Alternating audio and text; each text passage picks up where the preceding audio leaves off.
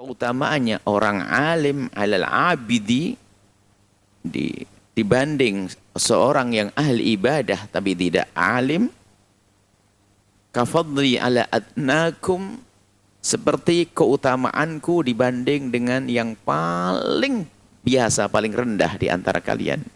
Rendahnya orang beriman itu tinggi ya, jadi rendah di antara orang-orang beriman. Ibaratnya ini kumpulan orang kaya, yang paling melarat siapa? Yang paling sedikit duitnya, tetap kaya, kan gitu loh. Jangan salah ini. Di antara orang-orang mulia, ini ternyata Nabi menyebutkan keutamaan ahli ilmu dengan ahli ibadah itu bandingannya seperti antara aku, baginda Nabi, dengan adnakum. Kum di sini kembali kepada sahabat Nabi. Anggap saja paling sihoris sahabat, paling kecilnya sahabat Nabi yang tidak banyak ilmunya, yang tidak banyak amalnya, pokoknya paling sedikit ya sahabat Nabi.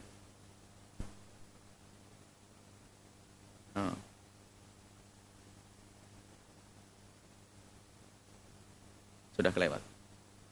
Biasanya ada mukaddimah akidah, lupa kita jadwalnya nggak begitu.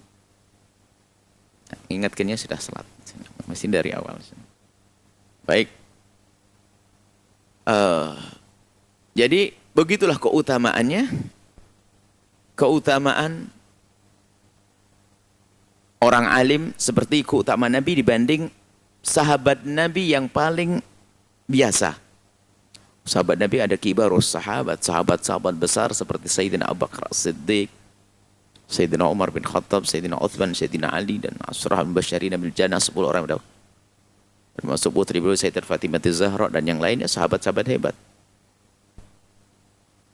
Nah, di antara mereka ada sahabat yang anggap saja siapa, tidak bisa diketahui, sahabat yang paling biasa.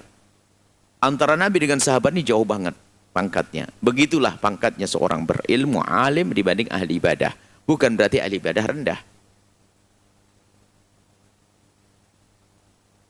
Nih, kemudian qala Rasulullah, kenapa kok maksudnya sebabnya apa ke orang alim ini kok menjadi lebih unggul? Padahal kalau beribadah sama diterima, kalau ahli ibadah beribadah diterima, orang alim ibadah diterima oleh Allah, sama-sama ini. Sama-sama diterima oleh Allah. Nabi menjelaskan kenapa ke orang alim menjadi lebih unggul. Tsumma qala Rasulullah, kemudian Nabi menjelaskan, innallaha, sesungguhnya Allah, wa malaikatahu, dan malaikat-malaikatnya, wa ahlas samawati wal ardi, penghuni langit dan bumi semuanya, hatta namlata fi hujriha, sampai semut-semut di lubang persembunyiannya, wa hatta al-hut, sampai hut itu biasanya ikan khusus, cuma dimaksud kehidupan di laut. Hut itu hitan, hut itu kehidupan di laut, ikan-ikan semuanya, la yusalluna ala muallimin nasil khaira, sungguh mereka mendoakan, bahkan yusalluna macam penafsiran, mendoakan untuk orang yang mengajari orang dengan kebaikan. Jadi seorang alim yang mengajarkan ilmunya itu ternyata didoakan oleh penghuni langit, semua penghuni bumi, malaikat-malaikat, termasuk yang ada di dalam laut. Ini keutamaannya. Didoakan. Ini himbauan agar semua dari kita rindu untuk menjadi orang-orang yang alim, punya ilmu.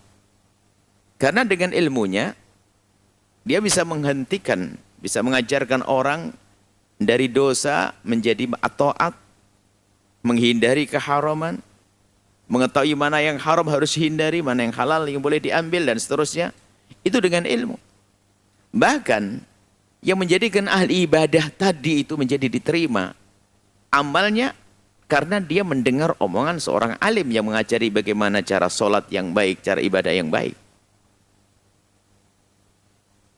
Maka dari itu, ayo kita gugah hati kita untuk rindu untuk mendapatkan pangkat orang alim tersebut. Jadi orang alim yang disebut oleh Nabi, disanjung oleh baginda Nabi SAW. Nah ini. Akan tapi kadang terlintas di benak kita ini, loh saya sudah tua, bagaimana mungkin menjadi seorang alim, kan begitu. merindukan kebaikan kalau kita serius itu akan diberi oleh Allah. Biarpun kita tidak sampai. Kalau niat kita benar. Makanya para penuntut ilmu yang ada di pesantren itu, yang terpenting adalah menata hatinya niat. Sehingga kalau cita-citanya benar, maka sesuai dengan cita-citanya biarpun belum terlihat sukses di dunia. Seperti saat ini ada orang mendatang, ini semua datang menuntut ilmu. Harus cita-citanya tinggi. Saya ingin punya ilmu agar aku bisa mengerti. Paling tidak aku benahi sholatku sendiri, ibadahku sendiri. Kemudian aku ajarkan kepada anakku, kepada pembantuku, kepada keluargaku, dan seterusnya. Dengan niat-niat yang semacam itulah akan menjadi sebab dia terangkat. Mulia. Kan dalam hadis tentang ghibtah ya, dua hal yang kita boleh ngiri ya. Pertama adalah ngelihat orang kaya, dia senang berderma, bersedekah, kemudian kita pengen, ya Allah, aku pengen kayak dia. Ngiri yang baik, bukan ngiri mengharapkan kehancuran atas rezeki yang Allah timpakan kepada seorang, tidak. Hanya kita memberikan, ya Allah, aku pengen seperti orang kaya itu. Enak banget dia kaya raya, sudah kaya banyak sedekah. Tidak ada berita pembangunan pondok kecuali dia ikut. Tidak ada proyek akhirat kecuali ikut. Masjid ikut. Kok enak banget dia. Dia begitu akhirnya dia niat, ya Allah saya pengen kerja agar seperti dia. Cukup gitu dok. Ternyata dia nggak kaya-kaya. Sudah mendapatkan pahala. Yang kedua adalah ngelihat orang alim. Ini orang alim enak banget tuh orang. Apalagi kayak multi level marketing yang sesungguhnya terjadi dalam dunia ini. Dunia alim muta'alim ini. Alim yang mengajarkan. Alim mu'allim. Seorang alim yang mengajar, punya ilmu, kemudian mengajari, dan mendalla ala khairin, man sanna, atau mendalla ala khairin, menunjukkan kepada kebaikan, maka orang yang melakukan kebaikan mendapatkan pahala, dan pahalanya pun juga didapat oleh orang yang memberi petunjuk, memberi tahu. Kok enak banget, lalu dia belajar. Biarpun umurnya sudah sepuh, menghafal satu lupa dua, ibaratnya begitu. Pokoknya nggak faham, tapi niatnya masih tinggi. Ternyata niat itulah akan diberi oleh Allah. Kadang ini harus kita pahami, niat itu kalau kita tulus akan diberi oleh Allah.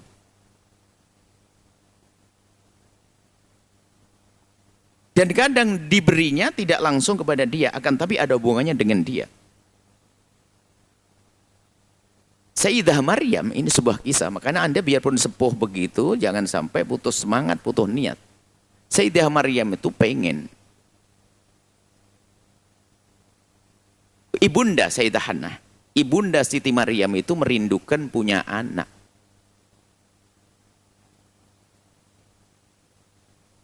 Ini nadzarullah kama fi batni muharrar. Aku pengen punya anak nanti yang jadi seorang laki-laki yang hebat, dan aku akan wakafkan, aku berikan kepada tempat ibadah dan hanya urusan kepada Allah saja.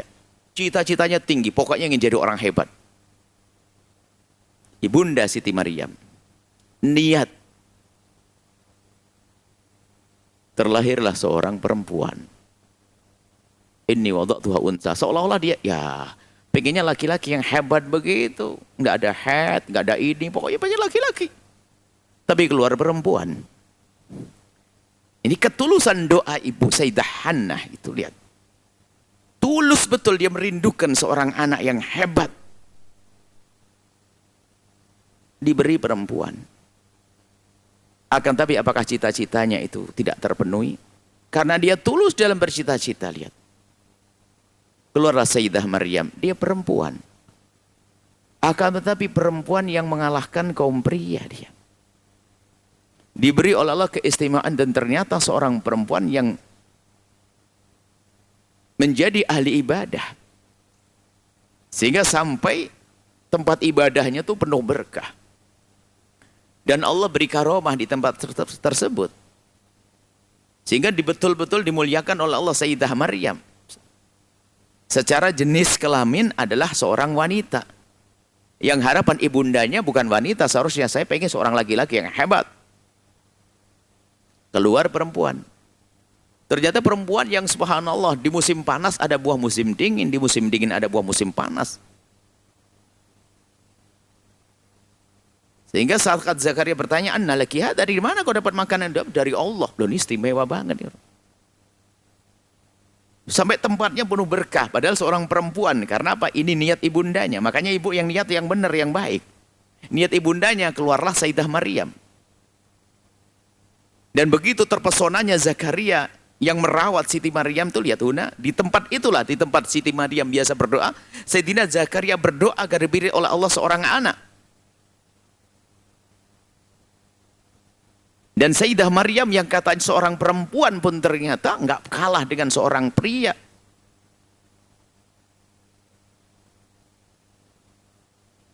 Sehingga gelarnya warkai ma'arroki'in, ibadahlah engkau Maryam seperti kaum pria beribadah. Nggak ada beda, pangkatnya tinggi seperti kaum pria. Padahal dia seorang wanita. Ternyata cita-cita Sayyidah Maryam tidak sampai, Sayyidah Hannah ibundanya tidak sampai di situ. Sayyidah Hannah sendiri nggak jadi seorang alimah, nggak jadi seorang ustadzah hebat yang terkenal. Yang masyhur, nggak. Keluar Sayyidah Maryam yang hebat.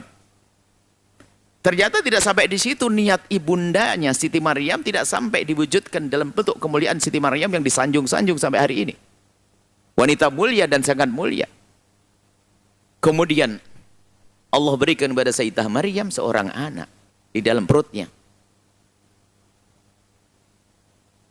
Tanpa disentuh seorang pria. Keajaiban luar biasa. Lahirlah seorang manusia.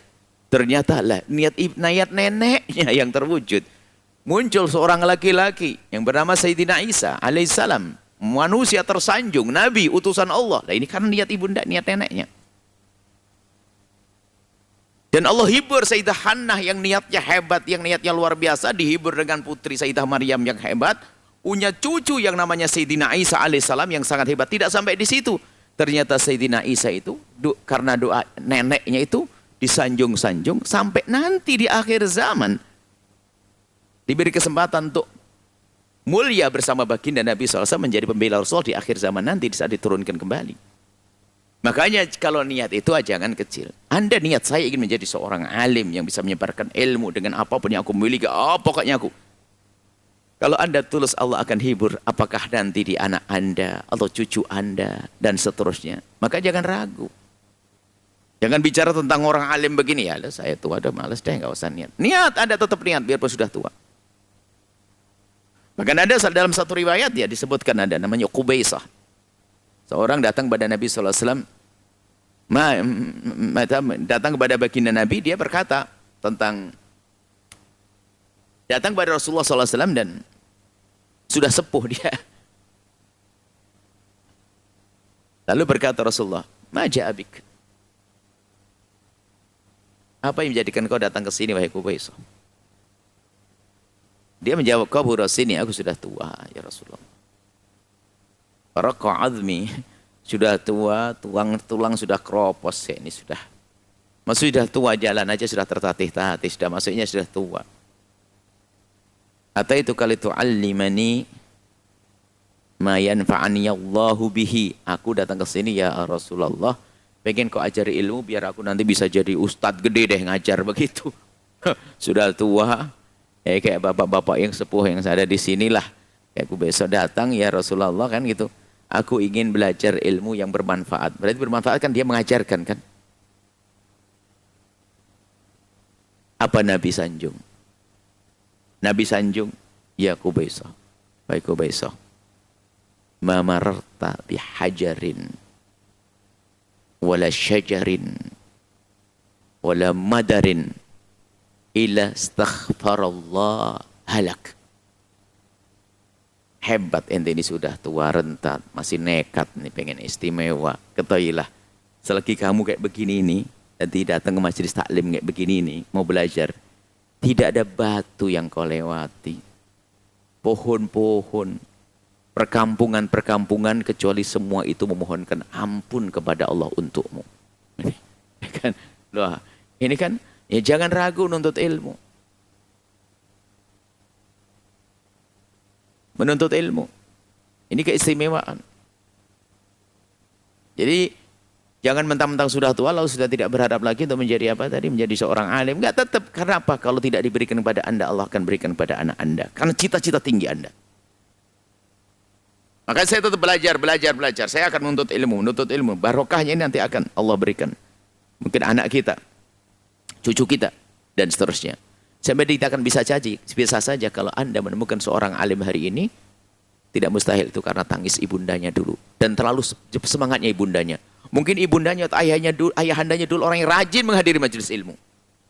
Secara zahir memang nggak bisa jadi seorang alim dia, karena dia orang awam, mungkin ya memang ilmunya. Memang pemahamannya juga lambat, tapi begitu senangnya mereka itu menghadiri majelis ilmu, Allah akan hibur ternyata anaknya nanti akan muncul ahli ilmu.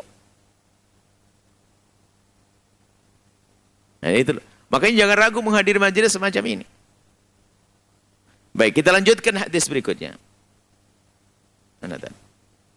Wa an Abi Musa al-Asy'ari, dari Abi Musa al-Asy'ari radhiyallahu taala anhu, qala, beliau berkata, qala Rasulullah sallallahu alaihi wasallam bersabda, "Mathalu ma ba'athani Allah bihi minal huda wal ilmi kamathali ghaithin asaba ardan fakanat minha ta'ifatun tayyibatun qabilatil ma'a wa ambatatil kala' wal 'ushbal katsira." Perumpamaan wahyu yang Allah turunkan pada Nabi dan ilmu yang Allah berikan kepada Nabi yang kemudian disebarkan kepada umat ini, gambarannya seperti air hujan, matar. Kamathal ghaithin, matar yang mengucur mencurah. Hujan yang mencurah, hujan yang turun. Asaba ardan, menimpa ke bumi. Coba. Bumi yang kena curahan hujan. Tapi bumi ternyata macam-macam.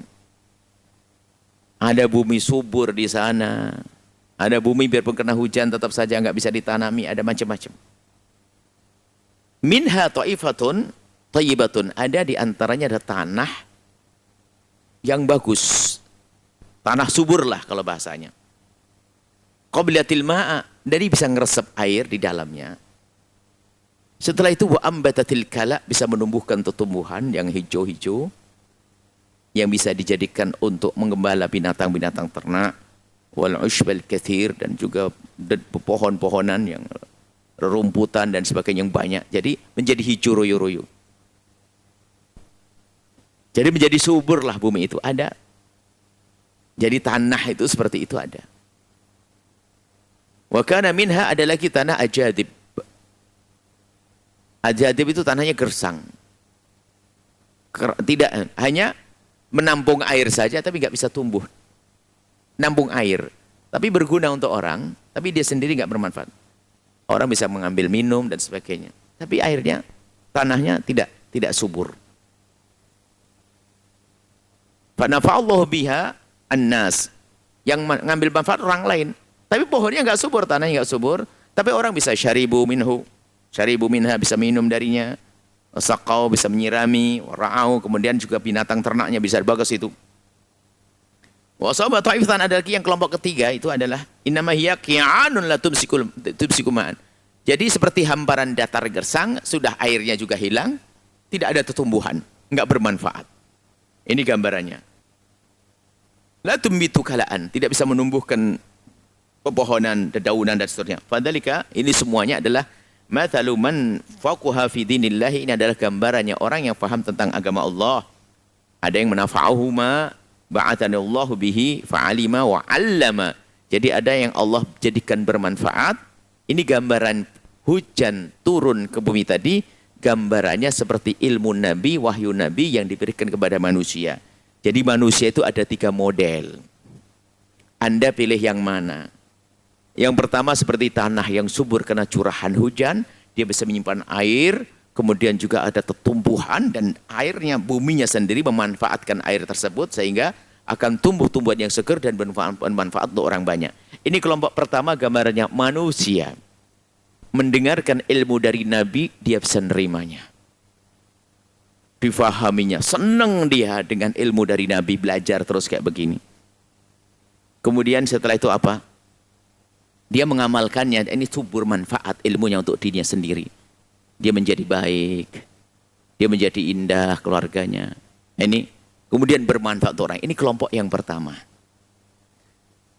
Nah, kelompok yang kedua ini adalah seperti bisa menyimpan air, genangan, tapi memanfaatkan orang lain. Orang ambil air, didesel, diambil untuk siraman pohon di luar sana untuk minum dan sebagainya.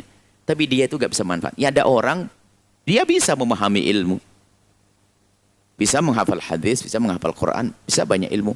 Tapi gak bermanfaat untuk dirinya sendiri. Gak bermanfaat untuk dirinya sendiri. Nah, ini musibah ini. Dia dapat ilmu dia. Tapi dirinya gak bisa memanfaatkan ilmu tersebut. Masih saja dengan orang kasar. Padahal ngerti ilmu menggunjing itu adalah haram, tapi jago menggunjing. Dan seterusnya, lihat. Ilmunya bisa nasihati orang, tapi untuk dirinya sendiri tidak berguna. Oh ini. Kelompok yang kedua. Kelompok yang ketiga yaitu sudah nggak punya ilmu, malah ganggu, ngerepoti orang lain, ngerusak orang lain sudah. Jadi hujan turun ke bumi tersebut nggak ada gunanya. Tidak untuk dirinya, tidak untuk orang lain. Jadi hanya sekedar seperti angin lalu begitu saja. Nggak meninggalkan kesan apapun pada dirinya dan tidak menjadikan dia baik kepada orang lain. Sampai digambarkan nih, wa mathalu man lam yarfa' bidzalika ra'san. Ya, percontohannya ada orang yang di saat ada seruan hidayah nggak lam yarfa' ini, man lam yarfa' bidzalika ra'san, yang nggak mengangkatkan kepala, maksudnya nggak mengambil, memanfaatkan. Jadi mendengarkan ilmu ya, kalau maksud gambarannya kalau orang dikasih curahan ilmu lalu begini. Menerima. Ini ada orang nggak nerima. Dikasih ilmu nggak nerima.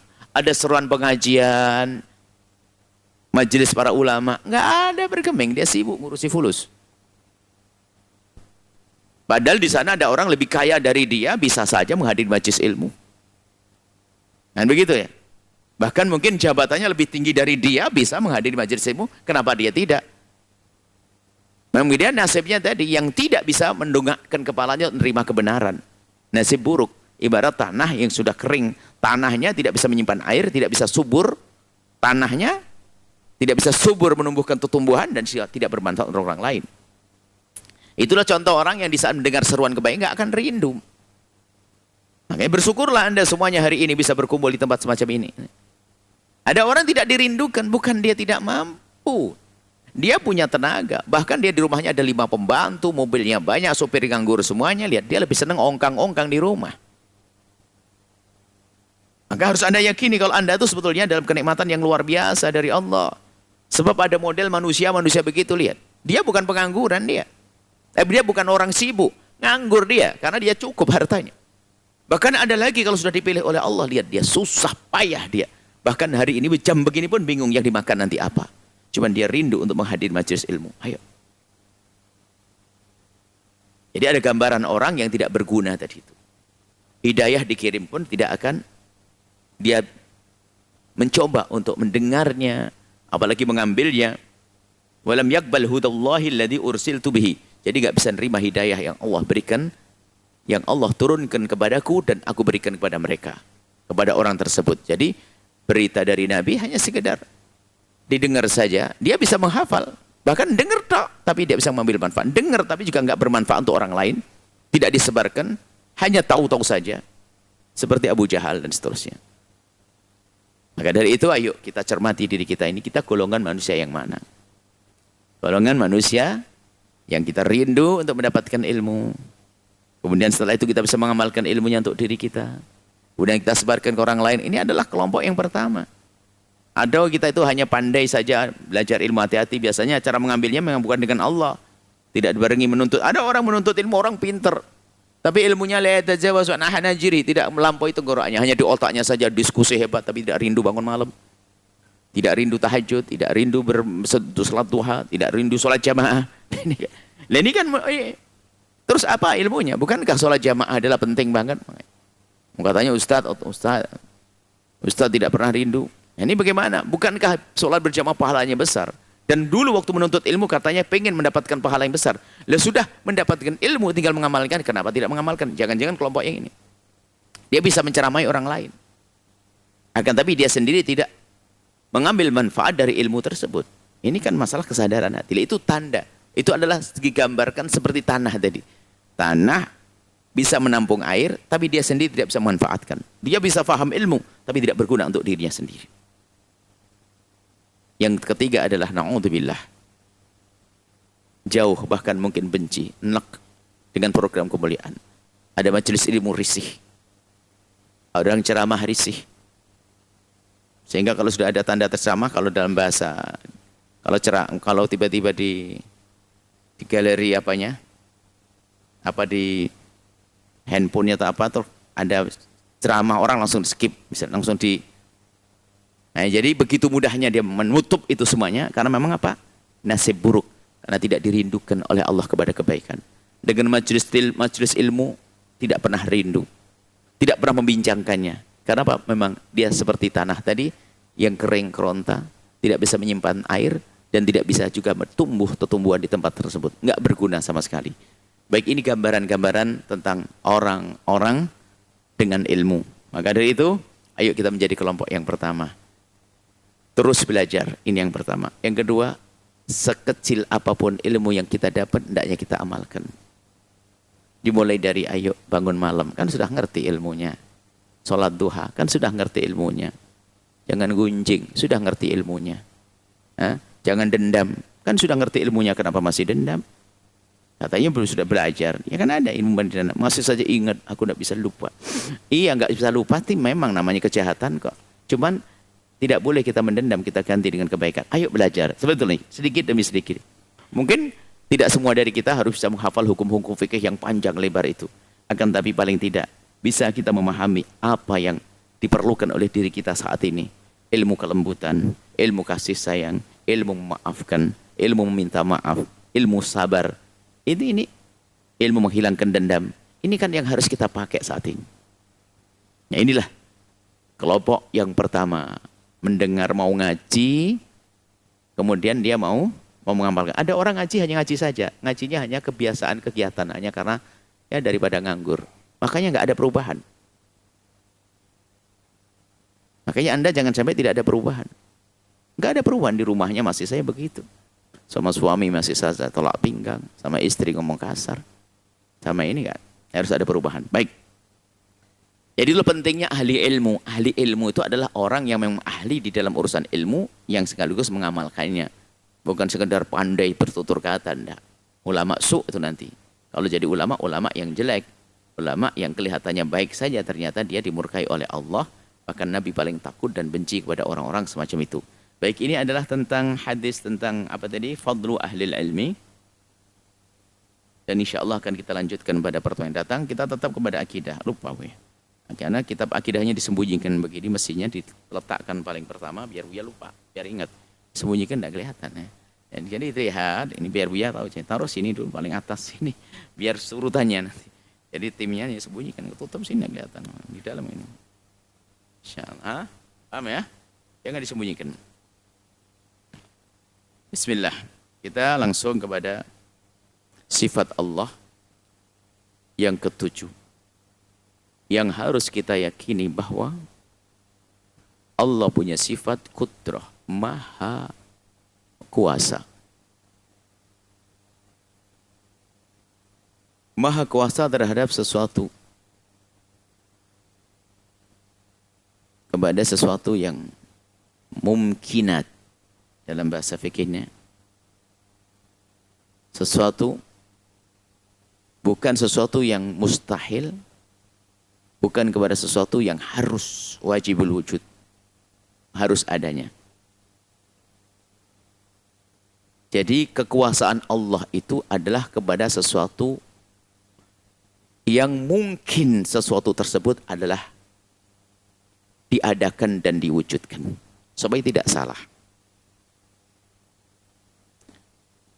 Yang mustahil nggak ada hubungannya dengan kuasa Allah. Di situ namanya mustahil kok.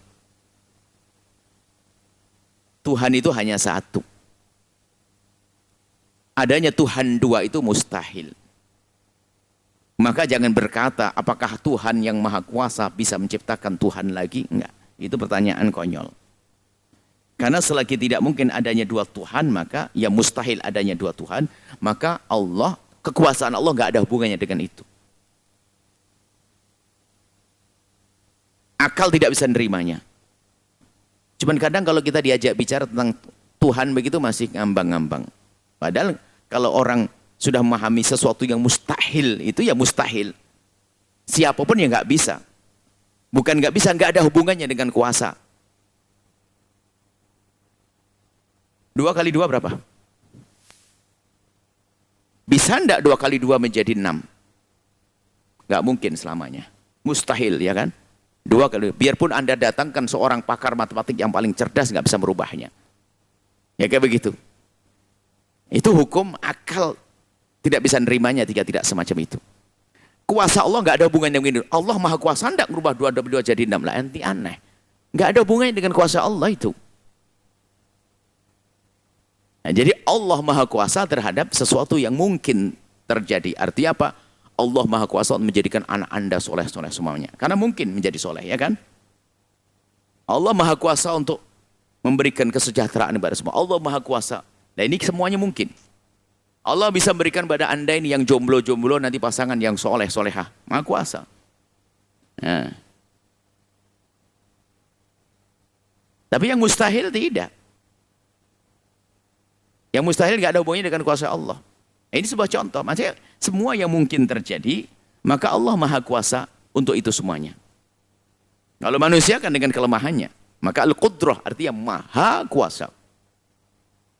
Yang harus kita yakini bahwa Allah itu maha kuasa dengan kekuasaan yang tidak terbatas. Kekuasaan Allah itu meliputi segala sesuatu. Allah maha kuasa untuk mewujudkan dan meniadakan segala sesuatu yang dikehendakinya. Sebagaimana firman Allah, "Wallahu ala kulli syai'in qadir." Kalau Allah tidak kuasa, tentu Allah tidak mampu menciptakan alam raya yang sangat menakjubkan ini. Catatan penting, catatannya panjang. Seperti yang telah disebutkan di atas, ada sifat wajib. Ini dalam dialog akal ya. Hanya hukum akal ya. Ada hukum syar'i, hukum akal. Di dalam bicara akidah, ini ada namanya, kita menggunakan dalil akli. Dalilnya akal, bukan dalil syar'i, bukan dalil nakli, bukan dalil Quran hadis. Jadi ada pembahasan akidah itu yang menggunakan dalil akal. Ada yang menggunakan dalil akal saja, ada yang menggunakan dalil syar'i. Dalil syar'i itu dalil dari Quran atau hadis saja, ada yang pakai akal saja, ada yang dua-duanya. Jadi ada hanya dalil akal saja. Dalil akli, nggak pakai dalil syar'i. Jadi dalam berakidah makanya jangan ngomong, wah nggak pakai. Dalam urusan beriman harus pakai dalil syar'i semuanya. Loh, Anda ini ada yang dalil syar'i nggak berlaku di situ. Tapi dalilnya dalil akal. Gunakan dialog akal. Ya, contoh untuk memahamkan kepada orang tentang Allah itu ada. Yang pertama, itu dalilnya bukan dalil Quran, dalil hadis. Dalilnya pakai akal. Masa orang kafir kita kasih tahu, kamu percaya enggak Tuhan gua ada? Enggak. Ada dalilnya. Allahu la ilaha. Dia enggak ngerti apa itu Allahu la ilaha illallah. Mungkin dia orang kafir. Akan tapi jika diajak digunakan akalnya bahwasanya segala sesuatu yang ada pasti ada yang mengadakannya. Dan begitu, dari akal mencoba. Pulpen ada yang membuat, enggak mungkin pulpen. Terus kita aja sampai kita bawa kepada yang agung namanya semesta ini. Dia pasti sampai kepada kesimpulan kalau dia cerdas. Bahwasanya pulpen yang kecil aja pasti ada yang membuat, meja yang kecil ini ada yang membuat, apalagi yang gede seperti bangunan ini pasti ada yang membangun dulu. Kemudian lihat balik kepada semesta, bintang, kemintang, lautan lepas, rembulan, matahari. Oh, nah ini pasti nggak mungkin lah kalau tiba-tiba mengatakan matahari nggak ada yang membuat, dia stres, sakit. Dia yang kecil aja harus ada yang membuat. Nah itu akal, nggak pakai Allahu la ilaha illallah qayyum. Makanya dalil akli, makanya ulama ahli sunnah wal jamaah Asy'ariyah menggunakan dua cara, menggunakan akal, baru nanti setelah puas dengan akalnya disebutkan di dalam Al-Quran ada Allahu la ilaha wal hayyul qayyum. Allah maha ada, yang dia adalah zat yang maha begini, begini, begini, baru digunakan dalil syar'i. Tapi ada nanti yang dalil syar'i saja pakai dalil akli seperti sifat sama, basar dan sebagainya. Nah, itu adalah nanti ini dialog dalam akidah. Baik qudrah ini akal kita sebelum kita mengetahui innallaha ala kulli syai'in qadir, akal kita harus paham dong. Yang namanya Tuhan harus maha kuasa dong. Masa Tuhan lemah? Kalau Tuhan lemah berarti ada yang melemahkan dan lebih hebat lagi dong dari Tuhan. Nggak pantas jadi Tuhan. Gunakan akal. Tuhan maha. Cuman kemahakuasaan Tuhan itu sesuai dengan kepada sesuatu yang bukan sesuatu yang mustahil dan sesuatu yang wajib berwujud. Misalnya harus ada Tuhan. Allah itu maha ada dan Allah tidak akan mati selamanya. Nggak boleh kita bertanya begini, Tuhan maha kuasa, berarti maha kuasa atas segalanya. Apakah Tuhan maha kuasa untuk membunuh dirinya? Ini pertanyaan konyol. Allah tuh maha ada, nggak bisa mati. Pertanyaan yang nggak sesuai. Makanya ini pembahasan masalah akidah. Yang jelas Allah maha kuasa untuk menjadikan apa saja. Nah, para ulama memahamkan Allah maha kuasa itu sebetulnya agar kita banyak bergantung. Selalu bergantung kepada Allah. Sehingga sesuatu yang mungkin terjadi, jangan lupa kita menggantungkan kepada Allah. Dengan keyakinan Allah. Maka optimis hidup kita ini. Optimis, jadi semangat besar. Karena kita dengan Allah. Kalau kita dengan kekuasaan diri kita, kita malah lemah. Kita punya jangkauan terbatas. Bukan jangkauan terbatas, langkah terbatas, waktu terbatas. Dan waktu kita sangat terbatas. Berapa waktu kita untuk melestarikan semesta? Tapi kalau Allah maha kuasa. Tapi kalau kita kembalikan kepada Allah, lihat, kita percaya diri. Bersemangat di dalam membuat perubahan. Jangan berkata, aku begini. Allah yang maha kuasa. Bagaimana dakwah cuman begini. Aku nggak mampu. Jangan mendahului Allah. Allah akan mengirim orang-orang hebat kok dengan kita. Saya teringat guru kita, kamu berdakwah coba. Bercita-cita yang gede dong. Jangan melihat kelemahanmu, lihatlah keagungan Allah. Kalau kamu lemah, kalau mikir dirimu sendiri, kamu nggak bisa ngapa-ngapain, kamu sangat terbatas. Cuman kalau kita mikir keagungan Allah, memahami keagungan Allah, kemahakuasaan Allah, Allah bisa mengirim orang hebat, betul. Allah kirim orang hebat, kan begitu? Orang-orang kuat, kita malah lemah. Dan Allah maha kuasa. Ini harus kita bangun dalam diri kita, Allah maha kuasa. Sehingga ada orang terpuruk, nggak ada orang putus asa, nggak ada itu semuanya. Selagi dia meyakini Allah yang maha kuasa, bergantunglah kepada Allah, kembalilah kepada Allah dalam segala urusan. Maka Allah akan memberikan kekuatan. Allah maha kuasa memberikan kekuatan kepada hambanya. Bahkan mungkin tidak diberi kekuatan oleh Allah secara langsung, akan tapi diberi kekuatan dengan cara yang lainnya. Cita-cita yang tinggi, cita-cita yang mulia, untuk menjadi pejuang Nabi Muhammad yang sesungguhnya. Ini Allah maha kuasa. Nah, sifat Allah kita hubungkan dengan sifat wahdaniyat, kemarin kemahatunggalan Allah. Maka sifat kudrah Allah itu satu, tidak berbilang. Kalau ada yang mengatakan kudrah itu dua, itu sama belum mengesahkan Allah, masih menyekutukan Allah. Atau meyakini ada selain Allah punya sifat kudrah. Apakah Nyi Roro Kidul kayak pada Nyayang, kayak apa penghuni gunung, penjaga gunung, meyakini keyakinan begitu, dan dia belum beriman. Kenapa? Dia meyakini Tuhan Allah, tapi masih meyakini ada selain Allah punya kekuasaan seperti kuasa Tuhan. Itu nggak boleh. Jangankan kalau sampai kelas cerita-cerita seperti Nyi Roro Kidul atau yang lainnya. Kalau kita mempercayai bahwa cincin ini punya kekuatan dari datnya cincin itu sendiri, kita sudah menyekutukan Allah. Wah, ini punya kekuatan.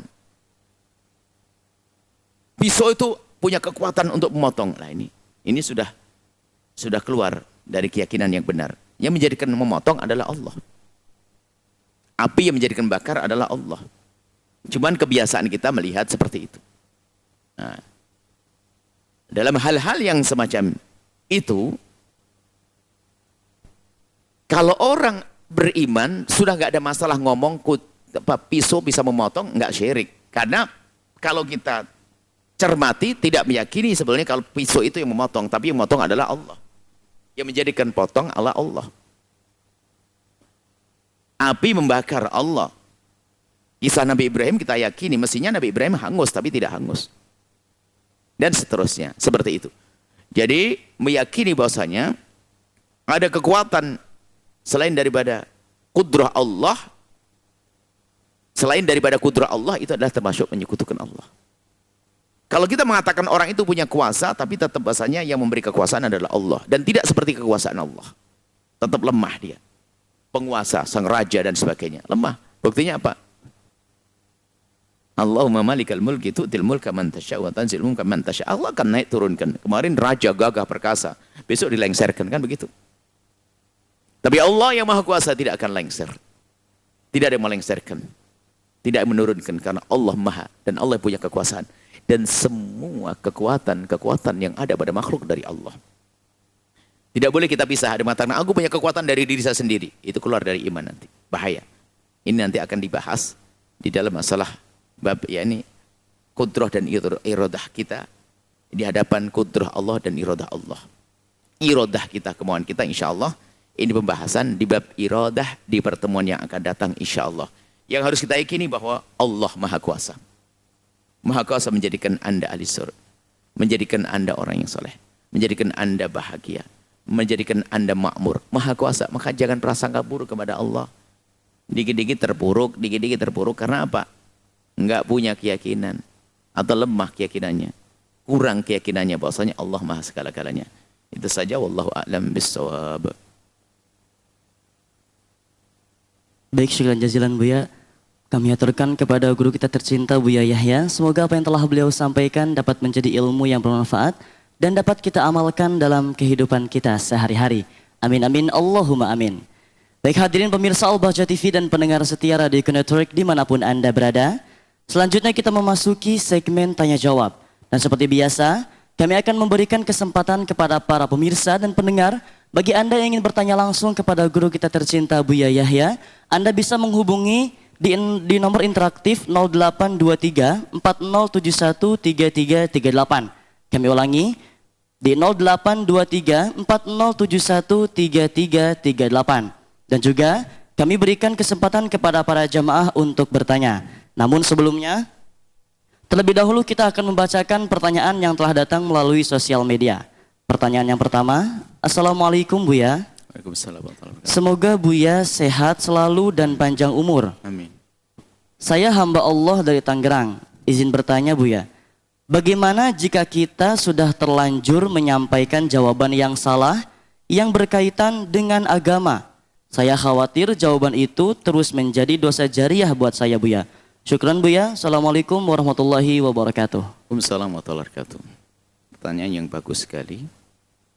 Dan hendaknya pertanyaan itu harus ada pada setiap orang yang selama ini menyampaikan pesan-pesan, fatwa, hukum. Harus ada di dalam hatinya. Bagaimana kalau kita terlanjur menyampaikan sesuatu ternyata salah?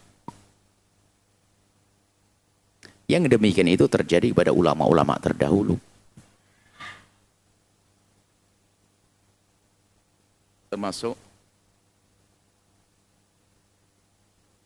Imam Abul Hasan Al-Asy'ari.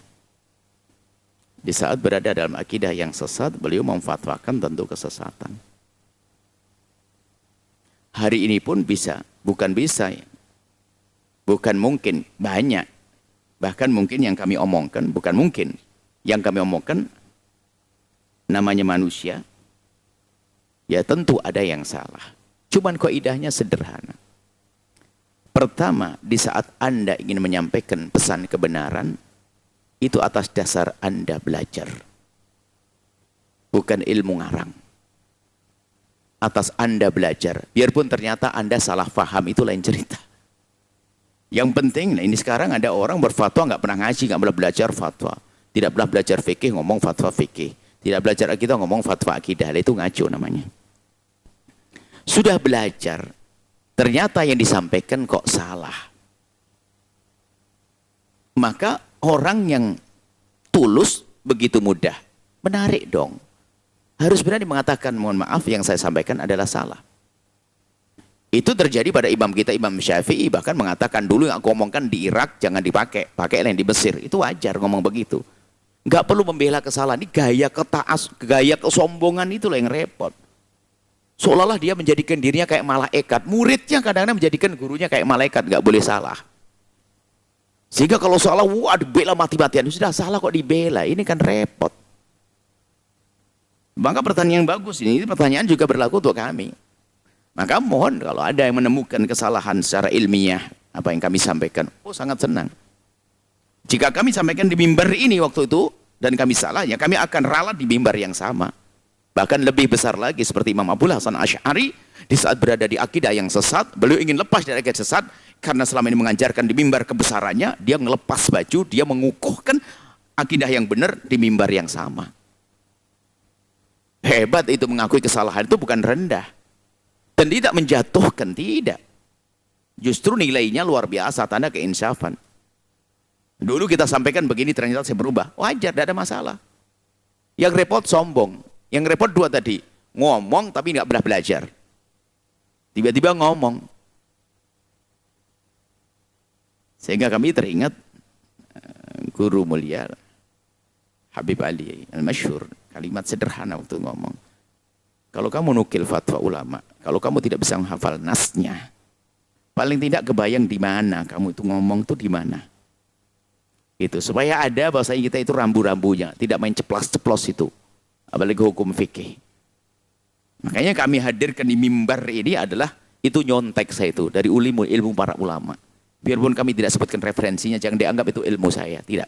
Makanya kalau ternyata ada kesalahan, sampaikan, nanti akan kami ralat di mimbar yang sama. Dan berapa kali kita juga meralat, sudah biasa, sering kita meralat. Jadi, menyampaikan satu fatwa yang salah, asalkan waktu menyampaikan itu adalah atas dasar upaya untuk tahu kemudian kok salah, itu tidak dosa, karena telah berijtihad untuk mencapai kebenaran. Biarpun ternyata nanti salah, ya seperti para mujtahid dahulu, para ulama terdahulu, yang kelas mujtahid saja, dengan keberanian meralat, itu salah omonganku yang dulu. Yang repot sudah bahlul, fanatik, terus sombong, ini kan repot. Nah, inilah. Itu adalah omongan untuk kami, biar kami tidak begitu, kami tidak mencaci siapapun. Maksudnya, kalau salah seperti kayak malaikat sudah. Kayak nabi nggak boleh salah, dibela mati-matian. Kenapa tinggal kayak mbah kita itu Nabi Adam, bukan iblis. Kalau iblis itu salah, diingatkan malah mengatakan, anak khairun, kenapa? Beralasan dia, anak khairun minhu, aku lebih bagus dari dia. Tapi kalau kita ini anaknya Nabi Adam, cucu Nabi Adam, kalau dikatakan salah, ditegur, langsung hendaknya insaf Rabbana dzalamna anfusana. Ngakui, gak usah pakai gaya sombong.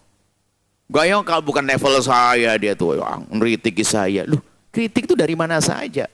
Lihat orang lebih agung dari Anda 1000 kali lipat, bahkan beribu-ribu kali lipat. Sayyidina Umar bin Khattab. Bagaimana di atas mimbar diingatkan oleh orang awam tentang kesalahannya, tidak marah dia. Malah dia mengatakan, mendoakan rahimallah imra'an ahdali uyubi. Semoga Allah memberikan kasih sayang orang itulah yang telah menunjukkan kekuranganku. Lena, kenapa gaya sombong? Enggak berlaku dalam dakwah. Kalau ustadznya sombong, muridnya bagaimana? Menjelaskan, iya, barangkali yang menyalahkan juga salah. Kita menjelaskan argumentasi. Tapi enggak perlu deh kita marah.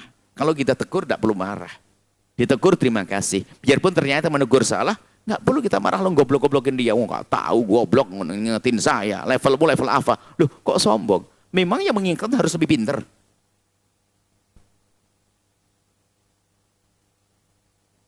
Saya teringat suatu ketika, subhanallah, jangan remehkan orang. Sebelum pondok putri dibuat, ada satu anak santri putri.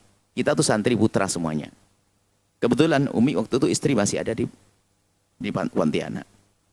Karena kita terlalu semangat, ada santri putih satu mau datang, santri perempuan satu. Lalu ada seorang tukang becak datang. Kemudian kita cerita, insya Allah besok ada santri putri masuk. Satu anak. Sementara di dalam rumah itu laki ada 7 atau 8 laki-laki.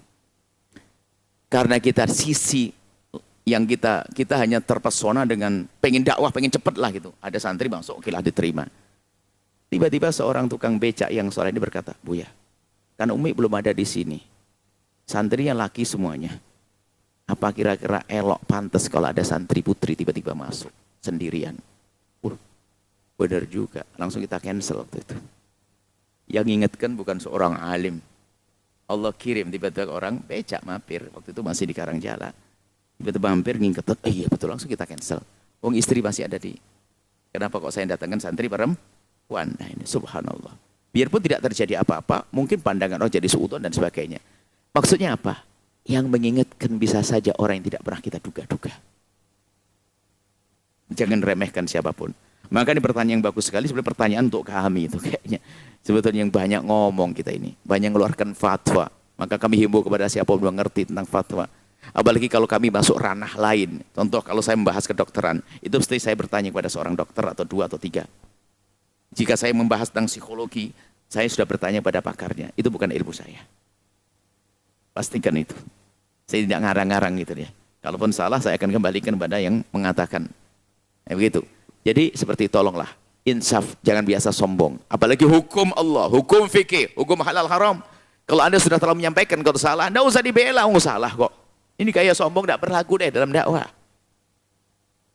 Imam Syafi'i, orang hebat, mengatakan madhabku yang ada di Mesir yang dipakai, yang di Irak tinggalkan. Imam Syafi'i mengatakan begitu. Biasa seperti itu. Yang nggak boleh sombong. Dua yang nggak boleh. Ngomong nggak pakai mik, nggak pakai ilmu. Nah, ini hanya gara-gara dikiaikan, diulamakan, diustadkan, tak taunya berani fatwa sana kemari. Oh, bahaya. Yang kedua adalah biasanya gara-gara seperti itu, di saat salah tidak mau meralat. Ralat nggak apa-apa. Dulu aku mengatakan di mimbar ini seperti ini. Aku mengatakan di mimbar ini seperti ini. Sekarang saya ralat dan itu salah. Oh, istimewa. Tidak akan menjatuhkan. Akan orang menjadi semakin percaya. Dan itulah ketawaduan yang sesungguhnya. Wallahu a'lam bissawab. Baik, syukran jazilan Buya atas jawabannya. Selanjutnya kami berikan kesempatan kepada para jamaah untuk bertanya. Dari jamaah laki-laki 1 dan jamaah perempuan 1. Dengan 1 orang 1 pertanyaan. Dimulai dari jamaah laki-laki terlebih dahulu, silahkan.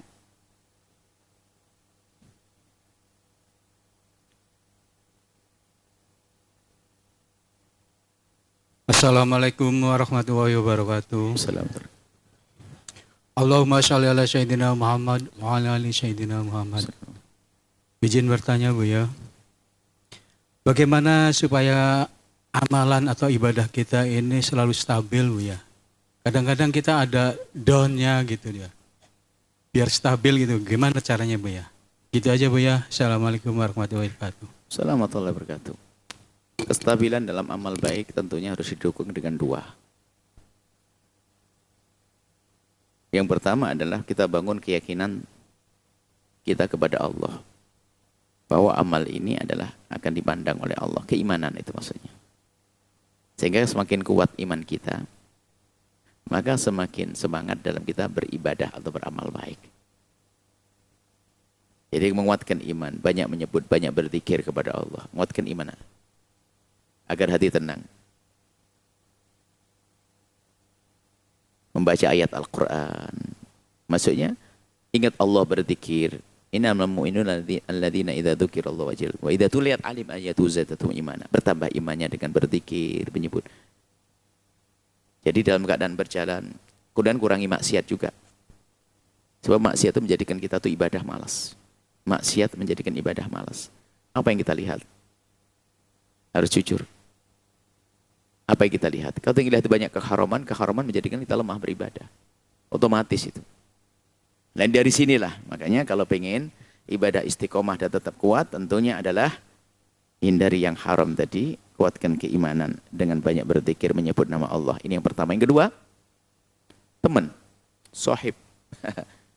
Makanya kalau umroh jangan berteman dengan orang yang malas ibadah. Nanti sholawatnya di pelataran terus, nggak pernah di Masjidil Haram. Diajak berangkat, ntar dulu, ketinggalan. Satu rumah nggak pernah tahajudan. Istri kayak atau suami, ntar dulu, keburu adzan subuh. Nggak tahajudan. Jadi teman itu penting. Kalau temannya semangat, akan ikut semangat. Ta'awun 'alal birri wat taqwa. Jadi kawan yang menjadikan sebab istiqomah juga kawan. Makanya termasuk istiqomah dalam hijrah, dalam kebaikan. Maka tinggalkan pergaulan yang nggak baik. Lah kalau dia ingin hijrah, tapi pergaulannya tetap ke bawah lagi, balik lagi. Misalnya saudara kita yang dipilih oleh Allah menjadi hamba yang tobat, meninggalkan minuman keras. Tapi temannya masih saja, pengen lagi, minum lagi. Atau yang lainnya. Meninggalkan judi, kumpul sama orang judi, ke bawah lagi. Maka hendaknya kita meninggalkan dari sesuatu yang menjerumuskan kita tadi. Tanpa merendahkan mereka, justru setelah itu, setelah kuat, kita mengajak mereka dengan cara yang indah. Sehingga yang judi menjadi tidak berjudi, yang minuman keras menjadi minum es tegan. Itu caranya indah. Jadi bagus, seperti itu. Jadi kawan, itu penting. Kawan sedekah, kalau Anda kumpul sama orang pelit, langsung ketularan. Ajib. Pelit itu nularnya cepat banget. Wong kita mau sedekah, bukan duitnya dia, ngomong. Mau sedekah apaan? Yang tidak pengen daripada sedekah ini aja yuk. Sudah mau sedekah dilarang, bukan duitnya dia. Kalau dia ngelarang duitnya dia sendiri, urusan dia. Enggak, kita berbuat baik dilarang. Orang pelit itu kan mengajari pelit juga. Nah ini, orang sombong jadikan kita sombong. Makanya jangan kumpul sama orang nggak bener, usah kita ke bawah. Seperti itu. Jadi pergaulan itu penting banget. Tapi kalau temannya dermawan, dikit-dikit sedekah bantu ini, kepengen. Kenapa kok sedekah? Karena apa? Saya tidak tahu sampai kapan umur saya. Saya tidak pengen harta saya tinggal begitu saja. Akhirnya pulang mikir, saya juga dong. Saya kan juga mati. Wah, aku mau gabung nih. Nah, kan, Apa ini? Oh iyalah, itu temannya baik, temannya pelit, temannya baik. Seperti itu. Jadi yang menjadikan istiqomah adalah sahib, kawan, teman. Wallahu a'lam bishawab. Baik, syukran jazilan Buya atas jawabannya. Selanjutnya satu pertanyaan dari jamaah perempuan, kami persilahkan.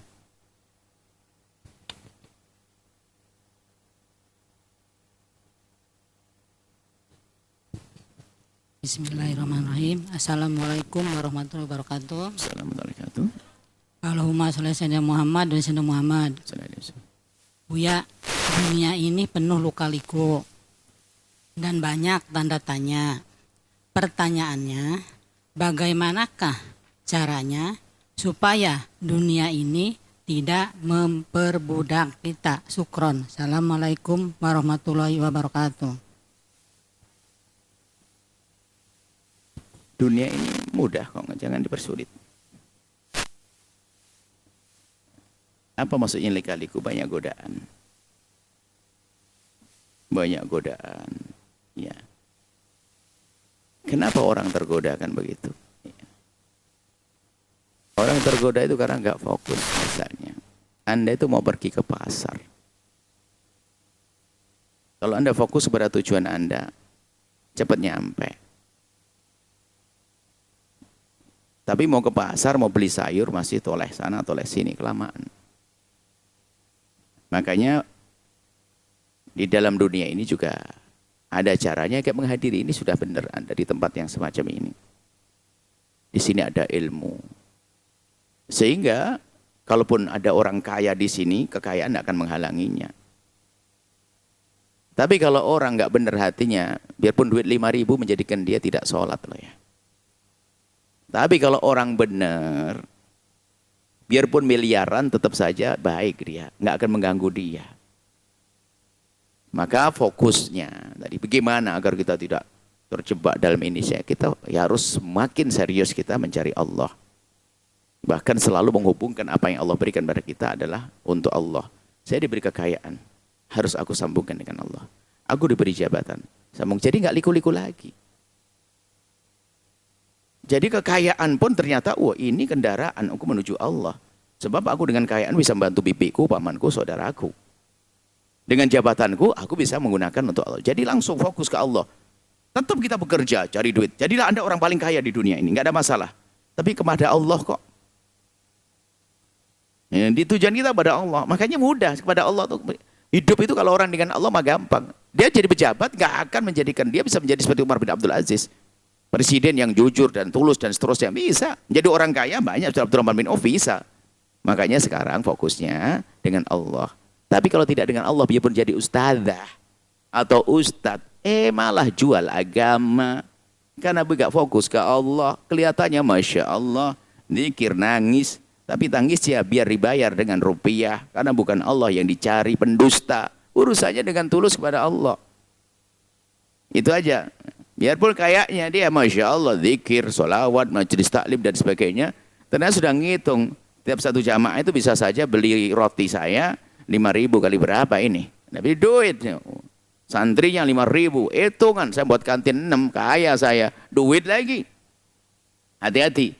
Jadi harus Anda dengan Allah. Dikit-dikit pada Allah. Kalau sudah dengan Allah aman. Kaya raya. Bahkan dia semakin semangat. Oh saya bakat jadi orang kaya kok. Kenapa perusahaan cuma 6? Saya tahun ini 60 perusahaan. Loh kenapa begitu? Saya punya iman. Saya pengen saya bisa banyak nolong orang. Loh benar begitu biarpun kaya raya. Enggak apa-apa. Saya pejabat, saya mampu. Saya untuk menjadi seorang presiden pun bisa. Nah, semangat dia berpolitik yang benar. Boleh. Tapi fokusnya Allah, dan Allah itu. Dikit-dikit pada Allah. Dia mau kerja, Anda mau kerja. Coba. Anda jujur, serius, ini penting ilmu. Anda mau kerja di media direksi Anda, seorang direktur. Anda seingat, ini proyek ini bakal mempunyai keuntungan paling tidak ini 10 miliar. Anda perusahaan besar. Di akhir tahun ini 10 miliar. Dari 10 miliar itu, harus aku gunakan untuk Allah dan Rasulnya berapa? Belum untung sudah dapat pahala dia. Allah libatkan di situ. Sama Anda jualan toko yang meracangan lah bahasanya kecil-kecilan. Untungnya 100.000 per bulan. Sebelum Anda bekerja, dari 100.000 saya akan sisihkan 10.000 untuk kebaikan. Oh sudah benar begitu. Dikit-dikit Allah. Hah? Makanya istimewa seperti itu. Gak usah pusing, gak usah ribut dengan Allah. Dikit-dikit Allah. Tapi kalau sudah tidak dengan Allah, dia pun jadi ustadzah pembohong. Ustadz pembohong. Jual agama. Mau serem lagi manusia-manusia begitu tuh. Kayaknya pakai jubah, imam, kopiah putih. Waduh, luar biasa jual agama. Paling laku ya orang model begitu. Ya kan? Jual agama orang biasa nggak bisa. Yang jual agama kelas ustadz. Hati-hati pendusta. Sehingga munculnya ustadz permusuhan. Na'udzubillah. Semoga Allah menjaga semuanya. Allah alam bisawab. Baik, syukran jazilan Buya atas jawabannya. Selanjutnya Buya, pertanyaan yang datang melalui sosial media. Assalamualaikum warahmatullahi wabarakatuh. Assalamualaikum warahmatullahi wabarakatuh. Semoga Buya beserta keluarga selalu dalam ridhonya Allah Subhanahu wa taala. Amin. Mohon maaf Buya, izin bertanya. Saya seorang laki-laki yang hobi berenang. Berenang merupakan salah satu olahraga yang termasuk sunnah Nabi Muhammad SAW. Namun, di era zaman sekarang ini tempat renang atau kolam renangnya itu campur Buya, antara laki-laki dan perempuan. Sedangkan jika berenang campur dengan wanita, rasanya kurang enak dan kurang nyaman Buya. Pasalnya, ketika berenang banyak wanita yang tidak menutup auratnya dan berpakaian ketat sehingga mohon maaf Buya, lekak-lekuk tubuhnya menjiplak ke ciri. Pertanyaannya, bagaimanakah hukum berenang di tempat umum yang bercampur dengan wanita yang tidak menutup aurat? Apakah tetap mendapatkan pahala sunnah atau dosa Buya? Mohon solusinya Buya, soalnya saya belum menemukan kolam renang yang khusus untuk laki-laki ataupun khusus untuk perempuan. Syukran katsiran Buya atas jawabannya, semoga sehat selalu. Assalamualaikum warahmatullahi wabarakatuh. Waalaikumsalam warahmatullahi wabarakatuh. Sunnah Nabi itu banyak. Maka yang namanya sunnah adalah sunnah, bukan sebuah kewajiban. Maka karena namanya sunnah, jika Anda tidak melakukannya pun tidak dosa. Di negeri aman begini, kalau orang belajar panah itu dianjurkan untuk mendapatkan pahala menjalankan bimbingan dari Nabi. Tapi kalau tidak pun juga tidak dosa. Karena negerinya aman begini. Kecuali di saat negeri perang semuanya harus bisa perang dan sebagainya. Maka belajar ilmu perang menjadi wajib pada semua yang punya kekuatan, punya kemampuan. Baik. Secara umum sunnah, saya tidak bicara tentang renang saja. Sunnah Nabi itu banyak. Maka kalau ingin mengamalkan sunnah Nabi tentunya harus ada kecerdasan. Di saat melakukan sunnah, jangan sampai kita melakukan kemaksiatan. Kalau bersama sunnah ada kemaksiatannya, maka kita wajib meninggalkan maksiat. Nah, meninggalkan maksiat itu wajib. Sehingga sunnah pun akhirnya tidak terlaksana. Itu begitu caranya. Jangan sampai saya mengamalkan sunnah. Takutnya apa? Melakukan keharaman. Ini belum berpikir. Kalau kita katakan, ya kita perlu cerdas dong. Contoh. Di kolam renang ada perempuan buka aurat. Anda menjaga mata Anda dari melihat aurat, hukumnya wajib. Maka Anda dahulukan wajibnya, jangan mikir sunnah. Orang sering tertipu mikir sunnah, tapi melanggar yang haram. Anda tidak dapat pahala, tapi dosa, bukan dapat kesunahan. Kesunahan yang lain Anda berzikir di masjid sana. Anda bisa olahraga yang lainnya deh. Main panah kayak, jangan maksakan dengan renang. Di saat itu ada aurat yang dibuka. Pertama dosa diri Anda sendiri. Wanita pun jadi dosa di situ karena auratnya dilihat oleh Anda dan sebagainya. Dan kami seru kepada orang-orang kaya punya kolam renang yang mendengar suara ini. Selagi Anda berani buat satu kolam renang, buat kolam renang satu lagi. Yang satu jadikan spesial kaum pria, yang satu spesial kaum wanita. Ini kami serukan kepada siapapun. Kalau Anda bisa membuat 2 kolam renang, bersyukurlah. Anda buat 2 lagi, semoga Allah mudahkan.